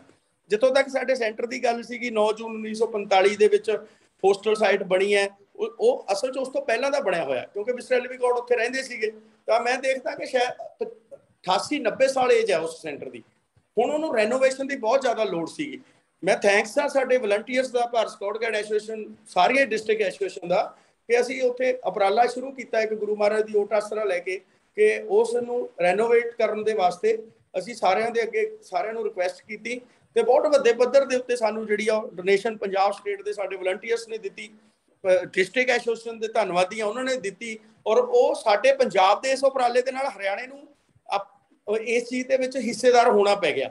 ਤਾਂ ਉਨੀ ਅਮਾਊਂਟ ਸਾਨੂੰ ਹਰਿਆਣਾ ਸਟੇਟ ਨੇ ਵੀ ਦਿੱਤੀ। ਤੇ ਤੁਸੀਂ ਦੇਖ ਰਹੇ ਹੋ ਕਿ ਅੱਜ ਜਿਹੜੀ ਉਹ ਰੈਨੋਵੇਸ਼ਨ ਦਾ ਕੰਮ ਚੱਲ ਰਿਹਾ। ਅਸੀਂ ਪਹਿਲਾਂ ਵਾਸ਼ਰੂਮ ਰੈਨੋਵੇਟ ਕੀਤੇ ਨੇ, ਹੋਸਟਲ ਰੈਨੋਵੇਟ ਹੋ ਰਿਹਾ, ਮੈਸ ਸਾਡੀ ਦੇ ਛੱਤ ਬਦਲ ਚੁੱਕੇ ਨੇ, ਡਾਈਨਿੰਗ ਹਾਲ ਦੇ ਛੱਤ ਬਦਲੇ ਨੇ। ਜਿਹੜੇ ਉੱਥੇ ਜਾਂਦੇ ਨੇ ਸਰੋਤੇ ਸੁਣਨ ਵਾਲੇ, ਉਹਨਾਂ ਨੂੰ ਪਤਾ ਉਹ ਰੈੱਡ ਹਟਸ ਸੀਗੀਆਂ ਸਾਡੀਆਂ, ਉਹਨਾਂ ਦੀ ਹਾਲਤ ਬਹੁਤ ਖਸਤਾ ਸੀਗੀ। ਉਹਨਾਂ ਦੇ ਉੱਤੇ ਛੱਤ ਜਿਹੜੀ ਆ ਉਹ ਅੱਜ ਲਗਭਗ ਕੰਪਲੀਟ ਹੋਣ ਵਾਲੀ ਹੈ। ਔਰ ਉਸ ਤੋਂ ਬਾਅਦ ਸਾਡੇ ਉੱਥੇ ਬਿਹਾਈਵ ਏਰੀਆ ਸੀਗਾ ਇੱਕ, ਜਿਹਨੂੰ ਕੋਠੀ ਵੀ ਬੋਲਦੇ ਆ, ਉਹਦੀਆਂ ਜਿਹੜੀਆਂ ਛੱਤਾਂ ਨੇ ਉਹ ਰੈਨੋਵੇਟ ਕਰਨ ਦੇ ਲਈ ਸ਼ੁਰੂ ਕਰ ਦਿੱਤੀਆਂ ਗਈਆਂ। ਪਟਾਈ ਉਹਨਾਂ ਦੀ ਅੱਜ ਹੁਣ ਡਿਸਮੈਂਟਲ ਕੀਤਾ ਜਾ ਰਿਹਾ, ਫਿਰ ਉਹਨਾਂ ਨੂੰ ਬਲੌਕਿੰਗ ਕੀਤਾ ਜਾਊਗਾ। ਸੋ ਇਸ ਤਰ੍ਹਾਂ ਉਹ ਜਿਹੜਾ ਸਾਡਾ ਸੈਂਟਰ ਹੈ ਉਹ ਕਾਫੀ ਵਿਰਾਸਤ, ਜਿਵੇਂ ਕਿ ਸ਼ੁਰੂ 'ਚ ਗੱਲ ਕੀਤੀ ਸੀ, ਇੱਕ ਵਿਰਾਸਤ ਸੀਗੀ, ਪਰ ਉਹ ਐਂ ਲੱਗਦਾ ਸੀ ਕਿ ਇੱਕ ਜਿਹੜੀ ਕੰਧ ਹੈ ਸਾਡੀ, ਜਿਵੇਂ ਐਂ ਲੱਗਦਾ ਹੁੰਦਾ ਮੈਨੂੰ ਕਿ ਇੱਕ ਆ ਕੰਧ ਖੜੀ ਹੈ, ਮੇਰਾ ਮਨ ਹੁੰਦਾ ਕਿ ਸਾਡੀ ਟਨਿਓਰ 'ਚ ਨਾ ਚਲੀ ਜਾਵੇ। ਅਗਰ ਕੋਈ ਕੰਧ ਖੜੀ ਹੈ ਉਹ ਸਾਡੀ ਟਨਿਓਰ 'ਚ ਟੁੱਟ ਜਾਂਦੀ ਹੈ ਤਾਂ ਉਦੋਂ ਵੱਡੀ ਸਾਡੇ ਲਈ ਨਮੋਸ਼ੀ ਦੀ ਗੱਲ ਨਹੀਂ ਹੈ। ਸੋ ਪੰਜਾਬ ਸਟੇਟ ਨੇ ਦੇ ਲਈ ਇਸ ਲਈ ਬਹੁਤ ਵੱਡਾ ਉਪਰਾਲਾ ਕੀਤਾ ਕਿ ਅਸੀਂ ਜਿਹੜੀ ਉਹ ਕੰਧ ਹੈ ਉਸ ਨੂੰ ਬਚਾਉਣ ਦੇ ਲਈ ਐਡਾ ਵੱਡਾ ਉਪਰਾਲਾ ਕੀਤਾ ਕਿ ਅੱਜ ਵੀ ਮੇਰੇ ਕੋਲ ਮੈਸੇਜ ਆ ਰਹੇ ਨੇ, ਹੋਰ ਡੋਨੇਸ਼ਨ ਲਈ ਵੀ ਮੈਸੇਜ ਆ ਰਹੇ ਨੇ। ਸੋ ਇਸ ਤਰ੍ਹਾਂ ਅਸੀਂ ਉਸ ਨੂੰ ਰੈਨੋਵੇਟ ਕਰਨ ਦੇ ਵਿੱਚ ਕਾਮਯਾਬ ਹੋ ਰਹੇ ਹਾਂ। ਔਰ ਉਮੀਦ ਕਰਦੇ ਹਾਂ ਕਿ ਅਸੀਂ ਉਸ ਪੰਜਾਬ ਦੀ ਉਸ ਵਿਰਾਸਤ ਨੂੰ, ਉਸ 376 ਏਕੜ ਦੀ ਵਿਰਾਸਤ ਨੂੰ ਬਚਾਵਾਂਗੇ। ਔਰ ਬਹੁਤ ਵੱਡਾ ਜਿਹੜਾ ਕਾਰਜ ਉੱਥੇ ਚੱਲਿਆ ਹੋਇਆ, ਔਰ ਉਹ ਚੁਣੌਤੀ ਦੇ ਤੌਰ ਤੇ ਤਾਂ ਨਹੀਂ ਮੈਂ ਲੈ ਰਿਹਾ ਉਸਨੂੰ, ਮੈਨੂੰ ਐ ਲੱਗ ਰਿਹਾ ਕਿ ਅਸੀਂ ਬਹੁਤ ਵੱਡੀ ਇੱਕ ਸਫਲਤਾ ਜਿਹੜੀ ਆ ਉਹ ਹਾਸਲ ਕਰ ਰਹੇ ਹਾਂ। ਕਿਉਂਕਿ ਚੁਣੌਤੀਆਂ ਜਿਹੜੀਆਂ ਨੇ, ਅਗਰ ਉਹਨਾਂ ਦਾ ਸੋਲਿਊਸ਼ਨ ਤੁਸੀਂ ਨਾਲ ਦੀ ਨਾਲ ਰੱਖਦੇ ਹੋ ਤਾਂ ਸਰਕਾਰ ਪੱਧਰ ਤੇ ਵੀ ਗੱਲ ਚੱਲੀ, ਮੈਨੂੰ 1-2 ਮੈਸੇਜ ਵੀ ਆਏ, ਫੋਨ ਆਏ ਕਿ ਇਸ ਚੀਜ਼ ਨੂੰ ਕੰਟੀਨਿਊ ਕਰਨ ਦਾ ਸੋਲਿਊਸ਼ਨ ਕੀ ਹੈ। ਤਾਂ ਮੈਂ ਉਹ ਵੀ ਤੁਹਾਡੇ ਸਾਰੇ ਸਰੋਤਿਆਂ ਦੇ ਥਰੂ ਬੇਨਤੀ ਕਰੂੰਗਾ ਸਰਕਾਰ ਨੂੰ ਕਿ ਸਾਨੂੰ ਕੋਈ ਪ੍ਰੋਬਲਮ ਹੀ ਨਹੀਂ ਹੈ, ਸਾਡੇ ਕੋਲ ਸੋਲਿਊਸ਼ਨ ਹੈ। ਸਿਰਫ ਇੰਨਾ ਕਰ ਦਿਓ ਕਿ ਇੱਕ ਪੱਤਰ ਜਾਰੀ ਕਰ ਦਿਓ ਸਾਰੇ ਪੰਜਾਬ ਨੂੰ ਕਿ ਜਿੰਨੇ ਵੀ ਸਰਕਾਰੀ ਸੰਸਥਾਵਾਂ ਨੇ ਉਹਨਾਂ 'ਚ ਭਾਰਤ ਸਕਾਊਟ ਗਾਈਡ ਪੰਜਾਬ ਦੀ ਐਕਟੀਵਿਟੀ ਜਿਹੜੀ ਆ ਉਹਨੂੰ ਇੱਕ ਐਕਟੀਵਿਟੀ ਦੇ ਤੌਰ ਤੇ, ਜ਼ਰੂਰੀ ਤੌਰ ਤੇ ਔਰ ਕੰਪਲਸਰੀ ਤੌਰ ਤੇ ਚਲਾਇਆ ਜਾਵੇ। ਬਸ ਇੰਨਾ ਹੀ ਪੱਤਰ ਜਾਰੀ ਅਗਰ ਸਰਕਾਰ ਕਰਦੀ ਹੈ ਤਾਂ ਅਸੀਂ ਉਹ ਜਿਹੜੀ ਸਰਕਾਰੀ ਸਕੂਲਾਂ ਦੇ ਬੱਚਿਆਂ ਨੂੰ ਜੋੜਨ ਦੀ ਜਿਹੜੀ ਚੁਣੌਤੀ ਹੈ ਨਾ, ਉਹਨੂੰ ਪਾਰ ਕਰ ਲਵਾਂਗੇ। ਸੁਖਜੀਵਨ ਜੀ ਸਰ, ਇਸੇ ਗੱਲ ਦੇ ਵਿੱਚ ਇੱਕ ਸਵਾਲ ਮਨ ਦੇ ਵਿੱਚ ਆਉਂਦਾ ਕਿ ਅਜਿਹਾ ਕੀ ਹੈ ਕਿ ਸਰਕਾਰੀ ਜੋ ਪ੍ਰਾਈਵੇਟ ਸੰਸਥਾਵਾਂ ਨੇ ਉਹ ਸਕਾਊਟਿੰਗ ਨੂੰ ਇੱਕ ਜ਼ਰੂਰੀ ਕੰਪੋਨੈਂਟ ਵਜੋਂ ਆਪਣੀ ਸਿੱਖਿਆ ਦਾ ਅੰਗ ਬਣਾਉਣਾ ਚਾਹੁੰਦੇ ਨੇ, ਤੇ ਜਿਹੜੀਆਂ ਸਰਕਾਰੀ ਸੰਸਥਾਵਾਂ ਨੇ ਉਹ ਇਸ ਤੋਂ ਪਿੱਛੇ ਹਟ ਰਹੀਆਂ ਨੇ, ਜਾਂ ਸਰਕਾਰ ਇਸ ਤੋਂ ਪਿੱਛੇ ਹਟ ਰਹੀ ਹੈ? ਇਹਦਾ ਕੀ ਖਾਸ ਕਾਰਨ ਹੋ ਸਕਦਾ? ਸਰ, ਸਰਕਾਰ ਜਿਹੜਾ ਇੱਕ ਪ੍ਰਾਈਵੇਟ ਮੈਨੇਜਮੈਂਟ ਹੈ ਨਾ, ਉਹ ਆਪਣੇ ਸਕੂਲ ਦੇ ਵਿੱਚ ਚਾਹੁੰਦੀ ਹੁੰਦੀ ਹੈ ਵੀ ਮੈਂ ਪੇਰੈਂਟਸ ਨੂੰ ਲਭਾਉਣਾ ਕਿੱਦਾਂ, ਮੈਂ ਐਡਮਿਸ਼ਨ ਕਿੱਦਾਂ ਲੈਣੀਆਂ ਨੇ ਜੀ। ਤਾਂ ਉਸ ਪੇਰੈਂਟਸ ਨੂੰ ਲਭਾਉਣ ਦੇ ਮੱਦੇਨਜ਼ਰ ਉਹ ਇਹ ਸਾਰਾ ਕੁਝ ਅਪਣਾਉਂਦੇ ਨੇ। ਜਦੋਂ ਉਹਨਾਂ ਦੇ ਬੱਚੇ ਰਾਸ਼ਟਰਪਤੀ ਬਣ ਜਾਂਦੇ ਨੇ ਉਸ ਸੰਸਥਾ ਦੇ, ਤਾਂ ਬਹੁਤ ਵੱਡੀ ਐਡਵਰਟਾਈਜ਼ਮੈਂਟ ਕਰਦੇ ਨੇ, ਉਹ ਹੋਰ ਜ਼ਿਆਦਾ ਗਿਣਤੀ ਵਧਾਉਂਦੇ ਨੇ। ਉੱਥੇ ਮੋਸਟ ਪ੍ਰੋਬਬਲੀ ਗਿਣਤੀ ਵੱਧਦੀ ਹੈ ਉਹਦੇ ਨਾਲ, ਉਹਨਾਂ ਦੀ ਨਵੇਂ ਲੋਕ ਜੁੜਦੇ ਨੇ ਉਹਨਾਂ ਦੇ ਨਾਲ। ਉਸ ਤੋਂ ਬਾਅਦ ਜਿਹੜੇ ਅੱਜ ਬੱਚੇ ਨੇ ਨਾ, ਉਹਨਾਂ ਪੇਰੈਂਟਸ ਕੋਲ ਟਾਈਮ ਬਹੁਤ ਘੱਟ ਹੈ। ਸੁਖਜੀਵਨ ਜੀ, ਅੱਜ ਸਾਰੇ ਪੇਰੈਂਟਸ ਕੋਲ ਬਹੁਤ ਘੱਟ ਹੈ, ਚਾਹੇ ਉਹ ਸਰਕਾਰੀ ਸਕੂਲ 'ਚ ਬੱਚਾ ਪੜ੍ਹ ਰਿਹਾ। ਕਈ ਵਾਰ ਗੱਲ ਚੱਲਦੀ ਹੈ ਵੀ ਇੰਨੀ ਪੁਰਾਣੀ ਸੰਸਥਾ ਹੈ, 1907 ਤੋਂ ਚੱਲ ਰਹੀ, ਅੱਜ ਕੀ ਲੋੜ ਹੈ? ਅੱਜ ਤਾਂ ਹੋਰ ਜ਼ਿਆਦਾ ਲੋੜ ਹੈ। ਅੱਜ ਤਾਂ ਪੇਰੈਂਟਸ ਕੋਲ ਟਾਈਮ ਹੀ ਹੈ ਨਹੀਂ ਕਿ ਉਹ ਆਪਣੇ ਬੱਚੇ ਕੋਲ ਬੈਠ ਜਾਵੇ। ਉਹ ਜਿਹੜੀ ਪੀੜ੍ਹੀ ਕੋਲ ਬੱਚੇ ਦੇ ਕੋਲ ਬੈਠਣ ਦਾ ਟਾਈਮ, ਉਹ ਪੀੜ੍ਹੀ ਅੱਜ ਹੈ ਨਹੀਂ ਇਸ ਸੰਸਾਰ ਦੀ। ਜੇ ਹੈਗੀ ਤਾਂ 10-15 ਸਾਲ ਨੂੰ ਉਹ ਪੀੜ੍ਹੀ ਨੇ ਖਤਮ ਹੋ ਜਾਣਾ। ਜਿਹੜੀ ਨਵੀਂ ਪੀੜ੍ਹੀ ਹੈ ਹੁਣ ਸੁਖਜੀਵਨ ਜੀ, ਉਹਦੇ ਕੋਲ ਟਾਈਮ ਹੀ ਹੈ ਨਹੀਂ ਕਿ ਉਹ ਆਪਣੇ ਬੱਚਿਆਂ ਦੇ ਨਾਲ ਬੈਠ ਸਕੇ। ਤੇ ਬੱਚਿਆਂ ਨੂੰ ਵੀ ਇੱਕ ਪਲੇਟਫਾਰਮ ਚਾਹੀਦਾ ਨਾ, ਵੀ ਉਹ ਕਿਤੇ ਬੈਠ ਸਕੇ, ਕਿਤੇ ਗੱਲ ਕਰ ਸਕੇ। ਅਸੀਂ ਅੱਜ ਨੰਬਰ ਗੇਮ ਦੇ ਵਿੱਚ ਪੈ ਗਏ। 96% 100% ਤੱਕ ਨੰਬਰ ਜ਼ਰੂਰ ਬੱਚੇ ਦੇ ਆ ਰਿਹਾ, ਲੇਕਿਨ ਉਹ ਬੱਚਾ ਕਿਤੇ ਬੈਠ ਕੇ ਖਾ ਨਹੀਂ ਸਕਦਾ, ਉਹ ਬੱਚਾ ਚੱਲ ਨਹੀਂ ਸਕਦਾ, ਉਹ ਬੱਚਾ ਆਪਣੀ ਕਿੱਟ ਚੱਕ ਕੇ 2 ਪੈਰ ਨਹੀਂ ਵੱਧ ਸਕਦਾ। ਇਹ ਗੱਲ ਅੱਜ ਜਿਹੜੇ ਪ੍ਰਾਈਵੇਟ ਸੰਸਥਾਵਾਂ ਦੇ ਪੇਰੈਂਟਸ ਨੇ ਜਾਂ ਉਹ ਜਿਹੜੇ ਉਹਨਾਂ ਦੀਆਂ ਮੈਨੇਜਮੈਂਟਸ ਨੇ, ਉਹ ਸਮਝ ਚੁੱਕੀਆਂ ਕਿ ਅਗਰ ਅਸੀਂ ਕੁਝ ਨਵਾਂਪਨ ਕਰਕੇ ਦਿਖਾਵਾਂਗੇ, ਹਰ ਨਵੇਂ ਦਿਨ ਕੁਝ ਨਵਾਂ ਲਿਆਵਾਂਗੇ, ਤਾਂ ਹੀ ਸਾਡੇ ਕੋਲ ਲੋਕ ਆਉਣਗੇ। ਇਹੀ ਗੱਲ ਸਾਡੀਆਂ ਸਰਕਾਰੀ ਸੰਸਥਾਵਾਂ ਤੇ ਸਾਡੇ ਗਵਰਨਮੈਂਟ ਸਿੱਖਿਆ ਵਿਭਾਗ ਨੂੰ ਸਮਝਣ ਦੀ ਲੋੜ ਹੈ ਕਿ ਅਗਰ ਅਸੀਂ ਸਕੂਲਾਂ ਦੇ ਵਿੱਚ ਗਿਣਤੀ ਵਧਾਉਣੀ ਹੈ, ਸਕੂਲਾਂ ਦੇ ਵਿੱਚ ਬੱਚਿਆਂ ਨੂੰ ਉਤਸ਼ਾਹਿਤ ਕਰਨਾ ਹੈ ਕਿ ਵੱਧ ਤੋਂ ਵੱਧ ਗਿਣਤੀ 'ਚ ਸਕੂਲ ਆਉਣ, ਤਾਂ ਇਹੋ ਜਿਹੀਆਂ ਐਕਟੀਵਿਟੀਜ਼ ਜਿਹੜੀਆਂ ਨੇ ਉਹ ਸਾਨੂੰ ਜ਼ਰੂਰ ਸ਼ੁਰੂ ਕਰਨੀਆਂ ਪੈਣਗੀਆਂ, ਤਾਂ ਜੋ ਅਸੀਂ ਸਰਕਾਰੀ ਸਕੂਲਾਂ ਦੀ ਗਿਣਤੀ ਵੀ ਵਧਾ ਸਕੀਏ। ਔਰ ਸਾਡੇ ਕੋਲ ਇਹ ਐਗਜ਼ਾਮਪਲ ਨੇ ਜਗਜੀਵਨ ਜੀ, ਅੱਜ ਗੈਂਗਸਟਰ ਵਾਰ ਪੰਜਾਬ ਦੇ ਵਿੱਚ ਹੈ। ਗੈਂਗਸਟਰ ਵਾਰ ਇਸੇ ਕਰਕੇ ਹੈ ਕਿ ਉਹ ਬੱਚੇ ਕੋਲ ਹੋਰ ਕੋਈ ਚੀਜ਼ ਹੀ ਹੈ ਨਹੀਂ, ਉਹਦੇ ਕੋਲ ਕੋਈ ਪਲੇਟਫਾਰਮ ਹੀ ਹੈ ਨਹੀਂ। ਉਹ ਬੱਚਾ ਕਿਤੇ ਨਾ ਕਿਤੇ ਫਰਸਟ੍ਰੇਟ ਹੁੰਦਾ, ਇਸ ਪਾਸੇ ਜਾ ਵੜਦਾ। ਅੱਜ ਡਰੱਗਸ ਹੈ, ਔਰ ਸਾਡੇ ਕੋਲ ਐਗਜ਼ਾਮਪਲ ਨੇ ਕਿ ਉਸ ਮੋੜ ਤੇ ਗਏ ਹੋਏ ਬੱਚੇ ਅੱਜ ਉਹ ਜਿਹਨੂੰ ਆਪਾਂ ਪੰਜਾਬੀ 'ਚ ਕਹਿੰਦੇ ਹੁੰਦੇ ਕਿ ਮੁੱਖ ਧਾਰਾ ਦੇ ਵਿੱਚ ਸਕਾਊਟਿੰਗ ਦੇ ਥਰੂ ਉਹ ਬੱਚੇ ਉਸ ਮੋੜ ਤੋਂ ਵਾਪਸ ਲਿਆਂਦੇ ਹੋਏ ਨੇ, ਔਰ ਉਹ ਅੱਜ ਵੀ ਸਾਡੇ ਕੋਲ ਨੇ, ਐਜ਼ ਅ ਰੋਵਰ ਸਾਡੇ ਕੋਲ ਕੰਮ ਕਰਦੇ ਨੇ। ਅਸੀਂ ਇੱਕ ਉਦਾਹਰਨ ਦੇ ਤੌਰ ਤੇ ਸਰਕਾਰ ਕੋਲ ਵੀ ਪੇਸ਼ ਕਰ ਸਕਦੇ ਉਹਨਾਂ ਬੱਚਿਆਂ ਨੂੰ ਕਿ ਆਹ ਬੱਚਾ ਇਸ ਲੈਵਲ ਤੋਂ ਵਾਪਸ ਆਇਆ ਹੋਇਆ, ਔਰ ਉਹਦਾ ਰਿਕਾਰਡ ਹੋਊਗਾ ਕਿ ਵਾਕਈ ਇਹ ਬੱਚਾ ਇਸ ਲੈਵਲ ਤੋਂ ਵਾਪਸ ਆਇਆ ਹੋਇਆ। ਬਲਕਿ ਇੰਨਾ ਕੰਮ ਕਰਦੀ ਹੈ ਸਕਾਊਟਿੰਗ ਸਾਡੇ ਨੌਜਵਾਨਾਂ ਦੇ ਲਈ। ਅਗਰ ਅੱਜ ਅਸੀਂ ਨਸ਼ੇ ਦੀ ਗੱਲ ਕਰਦੇ ਹਾਂ ਤਾਂ ਨਸ਼ਾ ਵੀ ਫ੍ਰੀ ਮਨ ਜਦੋਂ ਬੈਠਦਾ, ਉਹ ਲਿਖਿਆ ਹੋਇਆ ਨਾ ਕਿ ਵਿਹਲਾ ਮਨ ਸ਼ੈਤਾਨ ਦਾ ਘਰ, ਤੇ ਜਦੋਂ ਤੁਸੀਂ ਫ੍ਰੀ ਬੈਠੋਗੇ ਇਹੋ ਜਿਹਾ ਕੁਝ ਕਰੋਗੇ।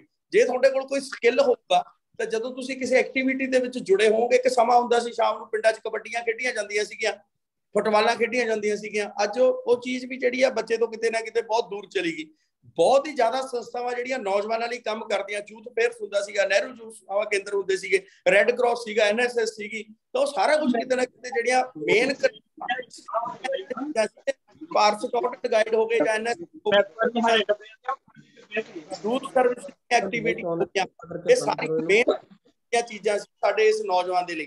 ਲੇਕਿਨ ਅੱਜ ਕਿਤੇ ਨਾ ਕਿਤੇ ਸਾਡੀਆਂ ਜਿਹੜੀਆਂ ਸਿੱਖਿਆ ਪਾਲਿਸੀਜ਼ ਨੇ ਜਾਂ ਸਾਡੇ ਕਿਤੇ ਹੋਰ ਜਿਹੜੀਆਂ ਪਾਲਿਸੀਜ਼ ਨੇ ਗਵਰਨਮੈਂਟ ਦੀਆਂ, ਉਹ ਇਹਨਾਂ ਚੀਜ਼ਾਂ ਤੋਂ ਬੱਚਿਆਂ ਨੂੰ ਵਾਂਝਾ ਕਰ ਦਿੱਤਾ ਗਿਆ। ਤੁਸੀਂ ਗੀਟੇ ਖੇਡ ਕੇ ਵੱਡੇ ਹੋਏ ਹੋ, ਸਟਾਪੂ ਖੇਡ ਕੇ ਵੱਡੇ ਹੋਏ, ਬਾਂਦਰ ਕਿਲਾ ਤੱਕ ਖੇਡਿਆ, ਭੰਡਾ ਭੰਡਾਰੀਆ ਤੱਕ ਖੇਡਿਆ, ਲੇਕਿਨ ਅੱਜ ਕਿੱਥੇ ਹੈ? ਕਿਤੇ ਨਾ ਕਿਤੇ ਅਸੀਂ ਬੱਚੇ ਨੂੰ 12x12 ਦੇ ਕਮਰੇ 'ਚ ਬੰਦ ਕਰ ਦਿੱਤਾ ਤੇ ਅਸੀਂ ਚਾਹੁੰਦੇ ਹਾਂ ਸਾਇੰਟਿਸਟ ਬਣੂਗਾ। ਉਹ ਸਾਇੰਟਿਸਟ ਨਹੀਂ ਬਣੂਗਾ 12x12 ਦੇ ਕਮਰੇ 'ਚ ਬਹਿ ਕੇ, ਉਹਨੂੰ ਬਾਹਰ ਕੱਢਣਾ ਪਊਗਾ। ਅੱਜ 95% ਪੇਰੈਂਟਸ ਜਿਹੜੇ ਉਹਨਾਂ ਦੇ ਬੱਚੇ ਕੈਨੇਡਾ, ਅਮਰੀਕਾ, ਆਸਟ੍ਰੇਲੀਆ, ਇੰਗਲੈਂਡ ਦੇ ਵਿੱਚ ਸੈਟਲ ਹੋਣਾ ਚਾਹੁੰਦੇ ਨੇ। ਉੱਥੇ ਜਾ ਕੇ ਬੱਚਾ ਡਿਸਟਰਬ ਹੋ ਜਾਂਦਾ ਕਿਉਂਕਿ ਘਰੋਂ ਤਾਂ ਕਿਤੇ ਨਿਕਲੇ ਹੀ ਨਹੀਂ। ਤਾਂ ਸਕਾਊਟਿੰਗ ਦੇ ਕੋਲ ਕੈਂਪਿੰਗ ਹੈ, ਉਹ ਬੱਚੇ ਨੂੰ ਪੇਰੈਂਟਸ ਤੋਂ ਤੇ ਆਪਣੇ ਘਰ ਤੋਂ ਕੁਝ ਦਿਨ ਬਾਹਰ ਰੱਖਦਾ ਹੈ। ਉੱਥੇ ਫਿਰ ਉਹਨੂੰ ਸਿਖਾਉਂਦਾ ਹੈ ਕਿ ਤੂੰ ਇਕੱਲਿਆਂ ਕਿਵੇਂ ਰਹਿਣਾ। ਤੁਸੀਂ ਨਾ ਸਿੱਖ ਰਿਲੀਜਨ ਦੀ ਗੱਲ ਕਰੀ ਸੀ, I am sorry to say, ਮੈਂ ਪਹਿਲਾਂ ਹੀ ਮਾਫੀ ਮੰਗਦਾ ਕਿ ਕਿਉਂਕਿ ਅਸੀਂ ਸਕਾਊਟਿੰਗ ਨਾਲ ਕੰਮ ਕਰਦੇ ਹਾਂ, ਸਾਰੇ ਧਰਮਾਂ ਦਾ ਸਤਿਕਾਰ ਕਰਦੇ ਹਾਂ, ਲੇਕਿਨ ਤੁਸੀਂ ਗੱਲ ਕਰੀ ਸੀ ਸਿੱਖ ਰਿਲੀਜਨ ਦੀ। ਅੱਜ ਸਿੱਖ ਰਿਲੀਜਨ ਦੇ ਵਿੱਚ ਕੇਸ ਕਟਾਏ ਜਾਂਦੇ ਆ। ਅਸੀਂ ਮਾਵਾਂ ਨੂੰ ਜਾਂ ਪੇਰੈਂਟਸ ਨੂੰ ਅਸੀਂ ਕਹਿੰਦੇ ਬੱਚਾ ਕੇਸ ਕਟਾਉਂਦਾ ਹੈ, ਬੱਚੇ ਨੂੰ ਦੋਸ਼ੀ ਕਰਦੇ ਨੇ ਬੱਚਾ ਕੇਸ ਕਟਾਉਂਦਾ। ਉਹ ਭਾਈ ਮੈਂ ਹਮੇਸ਼ਾ ਕਹਿਣਾ ਹੁਣ ਆਪਣੇ ਲੈਕਚਰਾਂ 'ਚ ਵੀ ਜੇ 12ਵੀਂ ਕਲਾਸ ਤੱਕ ਪੜ੍ਹਦੇ ਬੱਚੇ ਦੇ ਕੇਸ ਉਹਦੀ ਮਾਤਾ ਹੀ ਧੋਈ ਜਾਊਗੀ, ਉਹਦੀ ਮਾਤਾ ਹੀ ਗੁੰਦੀ ਜਾਊਗੀ, ਉਹਦੇ ਮਾਤਾ ਹੀ ਉਹਦੇ ਵਾਲ ਵਾਹੀ ਜਾਊਗੀ, ਤਾਂ ਫਸਟ ਈਅਰ 'ਚ ਜਾ ਕੇ ਉਹ ਬੱਚਾ ਕੇਸ ਕਤਲ ਕਰਾਊਗਾ ਹੀ। ਉਹਨੂੰ ਵਾਲ ਵਾਹੁਣੇ ਨਹੀਂ ਆਉਣੇ, ਉਹਨੂੰ ਵਾਲ ਗੁੰਦਣੇ ਨਹੀਂ ਆਉਣੇ, ਉਹਨੂੰ ਟਰਬਨ ਸਜਾਉਣੀ ਨਹੀਂ ਆਉਣੀ, ਫਿਰ ਉਹ ਐਂਡ ਤੇ ਕੀ ਕਰਦਾ? ਕੇਸ ਕਤਲ ਕਰਾ ਲੈਂਦਾ। ਸੋ ਜ਼ਰੂਰਤ ਹੈ ਉੱਥੇ ਜਦੋਂ ਸਕਾਊਟਿੰਗ 'ਚ ਜਾਂਦਾ, ਉੱਥੇ ਕਿਹੜੀ ਮਾਤਾ ਉਹਦੇ ਨਾਲ ਹੈ? ਉਹ ਆਪਦੇ ਵਾਲ ਵੀ ਆਪ ਗੁੰਦਦਾ, ਆਪਦੇ ਵਾਲ ਆਪ ਵਾਹੁੰਦਾ, ਆਪਦੇ ਵਾਲ ਆਪ ਧੋਂਦਾ, ਆਪਦੀ ਪੱਗ ਵੀ ਆਪ ਸਜਾਉਂਦਾ, ਤਾਂ ਫਿਰ ਉਹ ਬੱਚਾ ਸਿੱਖਦਾ।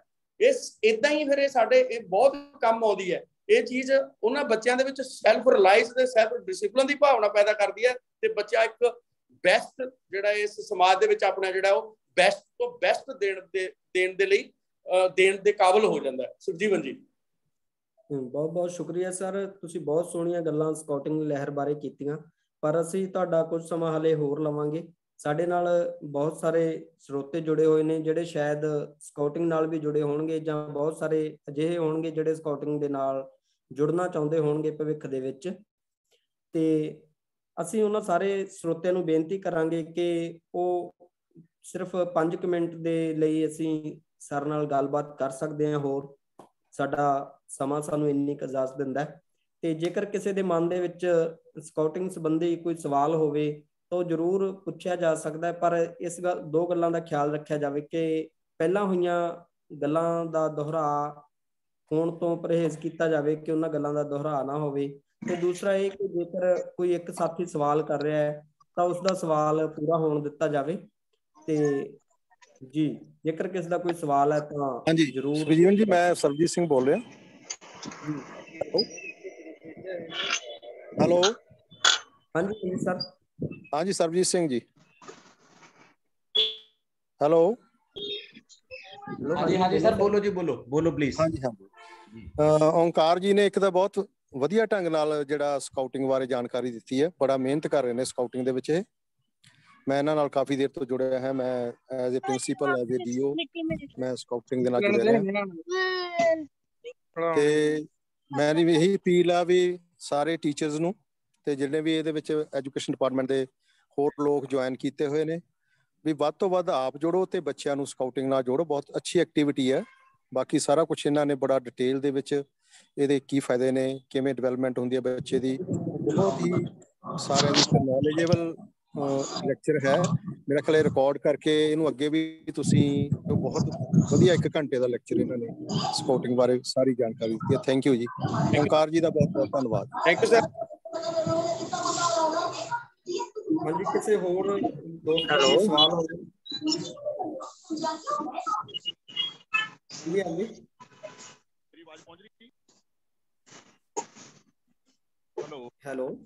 ਹੈਲੋ ਹਾਂਜੀ ਬੋਲੋ ਸਰ, ਪ੍ਰਵਿੰਦਰ ਸਿੰਘ ਜੀ ਬੋਲੋ।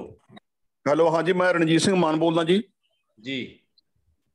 ਮੈਂ ਸਰ 1999 ਤੋਂ ਇਸ ਮੂਵਮੈਂਟ ਨਾਲ ਜੁੜਿਆ ਹੋਇਆ ਜੀ। ਔਰ 91 ਜਾਂ 2 ਤੋਂ ਮੈਂ ਵਿਦਿਆਰਥੀਆਂ ਨੂੰ ਲੈ ਕੇ ਜਾਂਦਾ ਰਿਹਾ ਤਾਰਾ ਦੇਵੀ ਜੀ। ਪਿਛਲੇ ਸਮਿਆਂ ਦੇ ਵਿੱਚ ਸਿੱਖਿਆ ਵਿਭਾਗ ਦੇ ਅਧਿਕਾਰੀਆਂ ਦਾ, ਅਧਿਆਪਕਾਂ ਦਾ, ਪ੍ਰਿੰਸੀਪਲ ਤੇ ਡੀਓਜ ਉਹ ਕਾਫੀ ਇੰਟਰਸਟ ਲੈਂਦੇ ਸੀ ਇਸ ਮੂਵਮੈਂਟ ਦੇ ਵਿੱਚ। ਜਦੋਂ ਵਿਦਿਆਰਥੀਆਂ ਨੂੰ ਅਧਿਆਪਕ ਲੈ ਕੇ ਜਾਂਦਾ ਸੀ ਤਾਰਾ ਦੇਵੀ ਕੈਂਪ ਤੇ ਜਾਂ ਕਿਸੇ ਕੈਂਪ ਤੇ, ਬਕਾਇਦਾ ਸਕੂਲ ਦੇ ਅਮਲਗਾਮੈਟਡ ਫੰਡ ਦੇ ਵਿੱਚੋਂ ਉਸ ਬੱਚਿਆਂ ਦਾ ਜਾਣ ਆਉਣ ਦਾ ਕਿਰਾਇਆ ਪਲੱਸ ਉੱਥੋਂ ਦੀ ਫੀਸ ਦਿੱਤੀ ਜਾਂਦੀ ਸੀ।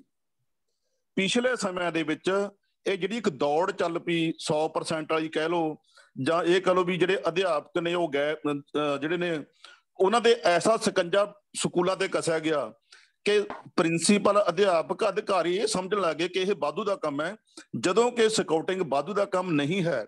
ਇਹ ਬੱਚਿਆਂ ਦੇ ਨੂੰ ਜਿਹੜੀ ਇਨਫੋਰਮਲ ਐਜੂਕੇਸ਼ਨ ਮਿਲਦੀ ਹੈ ਤੋਂ ਇਹ ਸਾਡੇ ਅਧਿਕਾਰੀ ਇਸ ਚੀਜ਼ ਨੂੰ ਸਮਝ ਨਹੀਂ ਸਕੇ। ਕਿਤੇ ਸਾਡੇ 'ਚ ਵੀ ਗੈਪ ਰਹਿ ਗਿਆ ਕਿ ਅਸੀਂ ਆਪਣੀ ਹਾਇਰ ਅਥਾਰਟੀ ਨੂੰ ਜਾਂ ਸਮਝਾਉਣ 'ਚ ਕਾਮਯਾਬ ਨਹੀਂ ਹੋਏ ਜਾਂ ਉਹ ਸਮਝੇ ਨਹੀਂ ਹੈਗੇ, ਕਿਤੇ ਗੈਪ ਰਿਹਾ। ਮੈਂ ਮਹਿਸੂਸ ਕਰਦਾ ਕਿ ਅੱਜ ਜਿਹੜੀ ਸਕਾਊਟਿੰਗ ਤੇ ਗਾਈਡਿੰਗ ਹੈ ਇਹ ਸਿਰਫ ਅਮੀਰ ਬੱਚਾ ਜੋਗੀ ਰਹਿ ਗਈ ਹੈ। ਜਿਹੜਾ ਗਰੀਬ ਬੱਚਾ ਹੈ ਉਹਦੇ ਕੋਲ ਉਹਨੇ ਸਾਧਨ ਨਹੀਂ ਹੈ। ਸਾਨੂੰ ਮੁੜ ਕੇ ਹੰਭਲਾ ਮਾਰਨ ਦੀ ਲੋੜ ਹੈ। ਅਸੀਂ ਅਧਿਕਾਰੀਆਂ, ਅਸੀਂ ਇਸ ਜਿਹੜੀ ਮੂਵਮੈਂਟ ਹੈ ਇਹਨੂੰ ਪੂਰਨ ਤੌਰ ਤੇ ਐਜੂਕੇਸ਼ਨ ਡਿਪਾਰਟਮੈਂਟ ਨਾਲ ਜੋੜੀਏ ਤੇ ਅਧਿਕਾਰੀਆਂ ਨੂੰ ਇਹ ਗੱਲ ਸਮਝਾਈਏ। ਥੈਂਕ ਯੂ ਜੀ। ਦੂਸਰੀ ਗੱਲ, ਮੈਂ ਓਂਕਾਰ ਜੀ ਦਾ ਇਸ ਗੱਲੋਂ ਧੰਨਵਾਦੀ ਹਾਂ ਕਿਉਂਕਿ ਜਾਣਦੇ ਨੇ ਮੈਨੂੰ ਚੰਗੀ ਤਰ੍ਹਾਂ, ਅਸੀਂ ਮਿਲਦੇ ਰਹਿੰਦੇ ਹਾਂ। ਤੇ ਜਿਹੜਾ ਉੱਥੇ ਦੀ ਸੰਸਥਾ ਹੈ ਤਾਰਾ ਦੇਵੀ ਸਕਾਊਟ ਜਿਹੜਾ ਟ੍ਰੇਨਿੰਗ ਸੈਂਟਰ ਹੈ, ਉਹਦੀ ਬੜੇ ਲੰਮੇ ਸਮੇਂ ਤੋਂ ਰਿਪੇਅਰ ਦੀ ਲੋੜ ਸੀਗੀ। ਇਹਨਾਂ ਨੇ ਐਫਰਟਸ ਕੀਤੀਆਂ ਨੇ, ਤੁਸੀਂ ਵੀ ਕੋਸ਼ਿਸ਼ਾਂ ਕੀਤੀਆਂ ਨੇ। ਪਰਮਾਤਮਾ ਕਰੇ ਇਹ ਸਾਰੇ ਚੜ੍ਹਦੀ ਕਲਾ 'ਚ ਰਹਿਣ ਤੇ ਹੋਰ ਮਿਹਨਤ ਕਰਕੇ ਉਹਨੂੰ ਹੋਰ ਵਧੀਆ ਬਣਾਉਣ। ਸ਼ੁਕਰੀਆ ਜੀ। ਥੈਂਕ ਯੂ ਮਾਨ ਸਾਹਿਬ। ਇੱਕ ਬੇਨਤੀ ਹੈ ਕਿ ਸਿਰਫ ਉਹ ਸਵਾਲ ਹੀ ਕੀਤੇ ਜਾਣ ਜਿਹੜੇ ਓਂਕਾਰ ਸਰ ਜੀ ਨੂੰ ਆਪਾਂ ਪੁੱਛਣੇ ਆ, ਜਿਹੜੀ ਜਾਣਕਾਰੀ ਇਹਨਾਂ ਤੋਂ ਤੁਸੀਂ ਲੈਣੀ ਚਾਹੁੰਦੇ ਹੋ, ਕਿਉਂਕਿ ਇਸ ਤਰ੍ਹਾਂ ਤਾਂ ਬਹੁਤ ਸਾਰੇ ਲੋਕਾਂ ਕੋਲੇ, ਸਾਡੇ ਸਾਰਿਆਂ ਕੋਲ ਬਹੁਤ ਸਾਰਾ ਤਜਰਬਾ ਹੋਏਗਾ ਤੇ ਬਹੁਤ ਸਾਰੇ ਅਸੀਂ ਬਹੁਤ ਕੁਝ ਕਹਿਣਾ ਚਾਹੁੰਦੇ ਹਾਂ ਕਿਉਂਕਿ ਸਾਡੀਆਂ ਭਾਵਨਾਵਾਂ ਬਹੁਤ ਜੁੜੀਆਂ ਹੋਈਆਂ ਨੇ ਸਕਾਊਟਿੰਗ ਦੇ ਨਾਲ ਵੀ, ਓਂਕਾਰ ਸਿੰਘ ਜੀ ਦੇ ਕੰਮ ਨਾਲ ਵੀ। ਤੇ ਕਿਰਪਾ ਕਰਕੇ ਖਾਸ ਕਰਕੇ ਜਿਹੜੇ ਨਵੇਂ ਦੋਸਤ ਸਾਡੇ ਨਾਲ ਜੁੜੇ ਹੋਏ ਨੇ ਉਹ ਜੇਕਰ ਕੋਈ ਗੱਲ ਰੱਖਣੀ ਚਾਹੁੰਦੇ ਹੋਣ ਤਾਂ ਉਹ ਜ਼ਰੂਰ ਰੱਖਣ। ਸਰ ਮੇਰਾ ਹੈ ਹੈਲੋ, ਹਾਂਜੀ ਬੋਲੋ ਜੀ ਬੋਲੋ। ਸਰ ਮੇਰਾ ਇੱਕ ਸਵਾਲ ਫੋਰਨ ਨੂੰ ਲੈ ਕੇ ਆ ਜੀ। ਫੋਰਨ ਦੇ ਵਿੱਚ ਅਸੀਂ ਜੇ ਕੋਈ ਪੰਜਾਬ ਤੋਂ ਸਕਾਊਟਿੰਗ ਕਰਕੇ ਜਾ ਰਿਹਾ ਹੈ ਜਾਂ ਥੋੜਾ ਬਹੁਤ ਮੂਵਮੈਂਟ ਕੀਤੀ ਜਾਂ ਉਸਨੇ ਬੇਸਿਕ ਕੀਤਾ ਜਾਂ ਐਡਵਾਂਸ ਕੀਤਾ ਹੋਇਆ ਤਾਂ ਉਹਨੂੰ ਫੋਰਨ ਦੇ ਵਿੱਚ ਕੀ ਬੈਨੀਫਿਟ ਹੈ?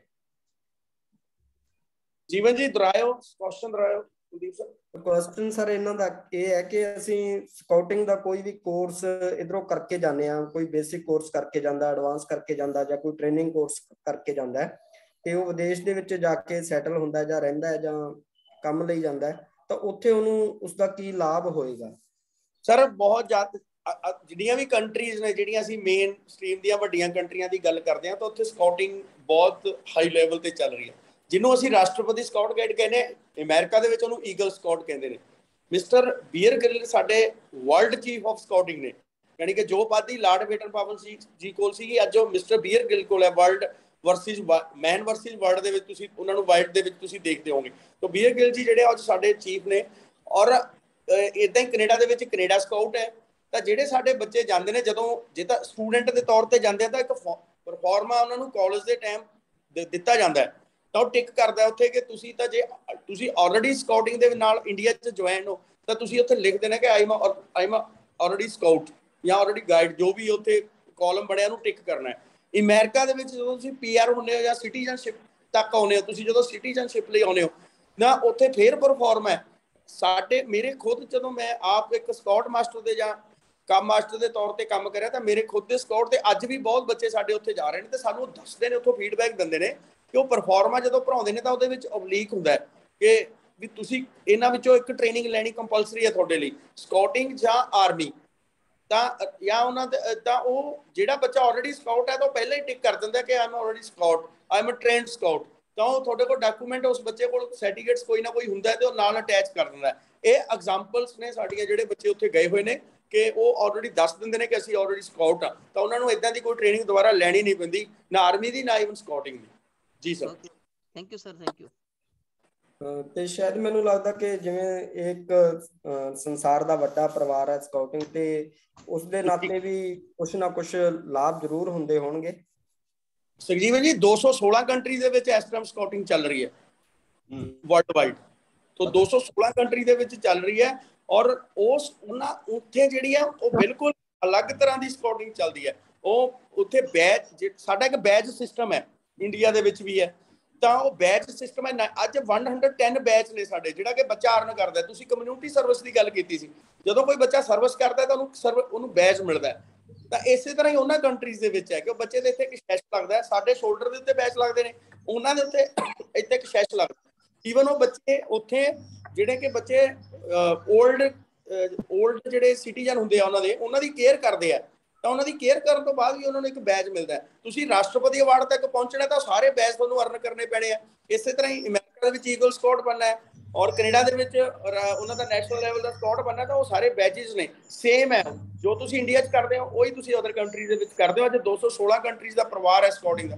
ਤੁਸੀਂ ਜਦੋਂ ਸਕਾਊਟ ਦੇ ਨਾਲ ਜੁੜਦੇ ਹੋ, ਜਦੋਂ ਭਾਰਤ ਸਕਾਊਟ ਗਾਈਡ ਦੇ ਨਾਲ ਜੁੜਦੇ ਹੋ, ਕਰ ਸਕਦੇ ਇੰਟਰਨੈਸ਼ਨਲ ਪੱਧਰ ਦੀ ਸਭ ਤੋਂ ਵੱਡੀ ਯੂਨੀਫਾਰਮ ਜਿਹੜੀ ਹੈ ਉਸ ਫੋਰਸ ਦੇ ਨਾਲ ਅਟੈਚ ਹੋ ਜਾਂਦੇ ਹੋ।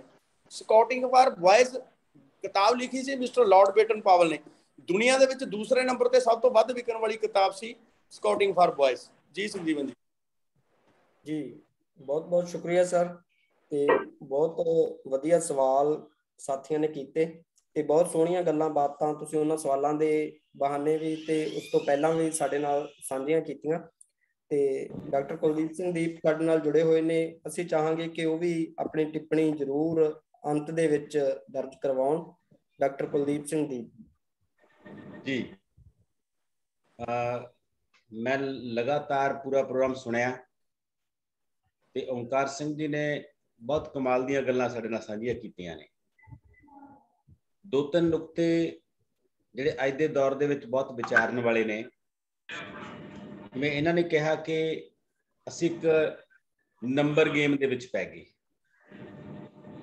ਇਸ ਨੰਬਰ ਗੇਮ ਨੇ ਬੱਚਿਆਂ ਦੇ ਸਰਬਪੱਖੀ ਵਿਕਾਸ ਦਾ ਜਿਹੜਾ ਸਾਰਾ ਮਾਡਲ ਹੈ ਉਹਦਾ ਸਤਿਆਨਾਸ਼ ਕਰਤਾ। ਬੇਸ਼ੱਕ ਅਸੀਂ ਇਸ ਗੱਲ ਨੂੰ ਡੀਕੋਡ ਕਰੀਏ ਜਾਂ ਨਾ ਕਰੀਏ, ਪਰ ਇਹ ਇੱਕ ਸੱਚ ਹੈ ਕਿ ਸਾਡਾ ਜਿਹੜਾ ਸਿਸਟਮ ਹੈ ਇਸ ਵੇਲੇ, ਸਾਡਾ ਜਿਹੜਾ ਐਜੂਕੇਸ਼ਨ ਸੈਟਅਪ ਹੈ, ਇਹਦੇ ਵਿੱਚੋਂ ਸਰਬਪੱਖੀ ਵਿਕਾਸ ਦਾ ਮਾਡਲ ਬਿਲਕੁਲ ਹਾਸ਼ੀਏ ਤੇ ਧੱਕ ਦਿੱਤਾ ਗਿਆ। ਬੱਚਿਆਂ ਨੂੰ ਇਹਨਾਂ ਐਕਟੀਵਿਟੀਜ਼ ਦੇ ਵਿੱਚ ਪਾਉਣ ਤੋਂ ਮਾਂ-ਬਾਪ ਵੀ ਗੁਰੇਜ਼ ਕਰਨ ਲੱਗ ਗਏ ਤੇ ਅਧਿਆਪਕ ਵੀ ਗੁਰੇਜ਼ ਕਰਨ ਲੱਗ ਗਏ।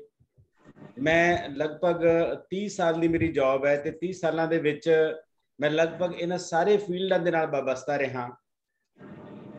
ਮੈਂ 30 ਦੇ 30 ਸਾਲ ਕਲਚਰਲ ਐਕਟੀਵਿਟੀ ਨਾਲ ਜੁੜਿਆ ਰਿਹਾ।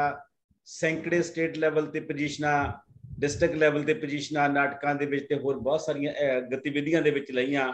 ਪਰ ਅੱਜ ਇੱਕ ਵੱਡੀ ਚੇਂਜ ਜਿਹੜੀ ਆ ਰਹੀ ਹੈ ਕਿ ਅਸੀਂ ਸਾਡੇ ਬੱਚਿਆਂ ਤੇ ਨੰਬਰ ਲੈਣ ਦਾ 80%, 90%, 100% ਨੰਬਰ ਲੈਣ ਦਾ ਇੰਨਾ ਭੂਤ ਉਹਨਾਂ ਦੇ ਬੱਚਿਆਂ ਤੇ ਉਹਨਾਂ ਦੇ ਮਾਪਿਆਂ ਦੇ ਤੇ ਬੱਚੇ ਤੇ ਉਹਨਾਂ ਦੇ ਮਾਪੇ ਰੇਜ਼ ਕਰਦੇ ਨੇ ਇਹਨਾਂ ਐਕਟੀਵਿਟੀ ਦੇ ਵਿੱਚ ਬੱਚਿਆਂ ਨੂੰ ਭੇਜਣ ਤੋਂ। ਉਹਨਾਂ ਨੂੰ ਲੱਗਦਾ ਹੈ ਕਿ ਇਹ ਫालतू ਦੀਆਂ ਕਿਰਿਆਵਾਂ ਨੇ।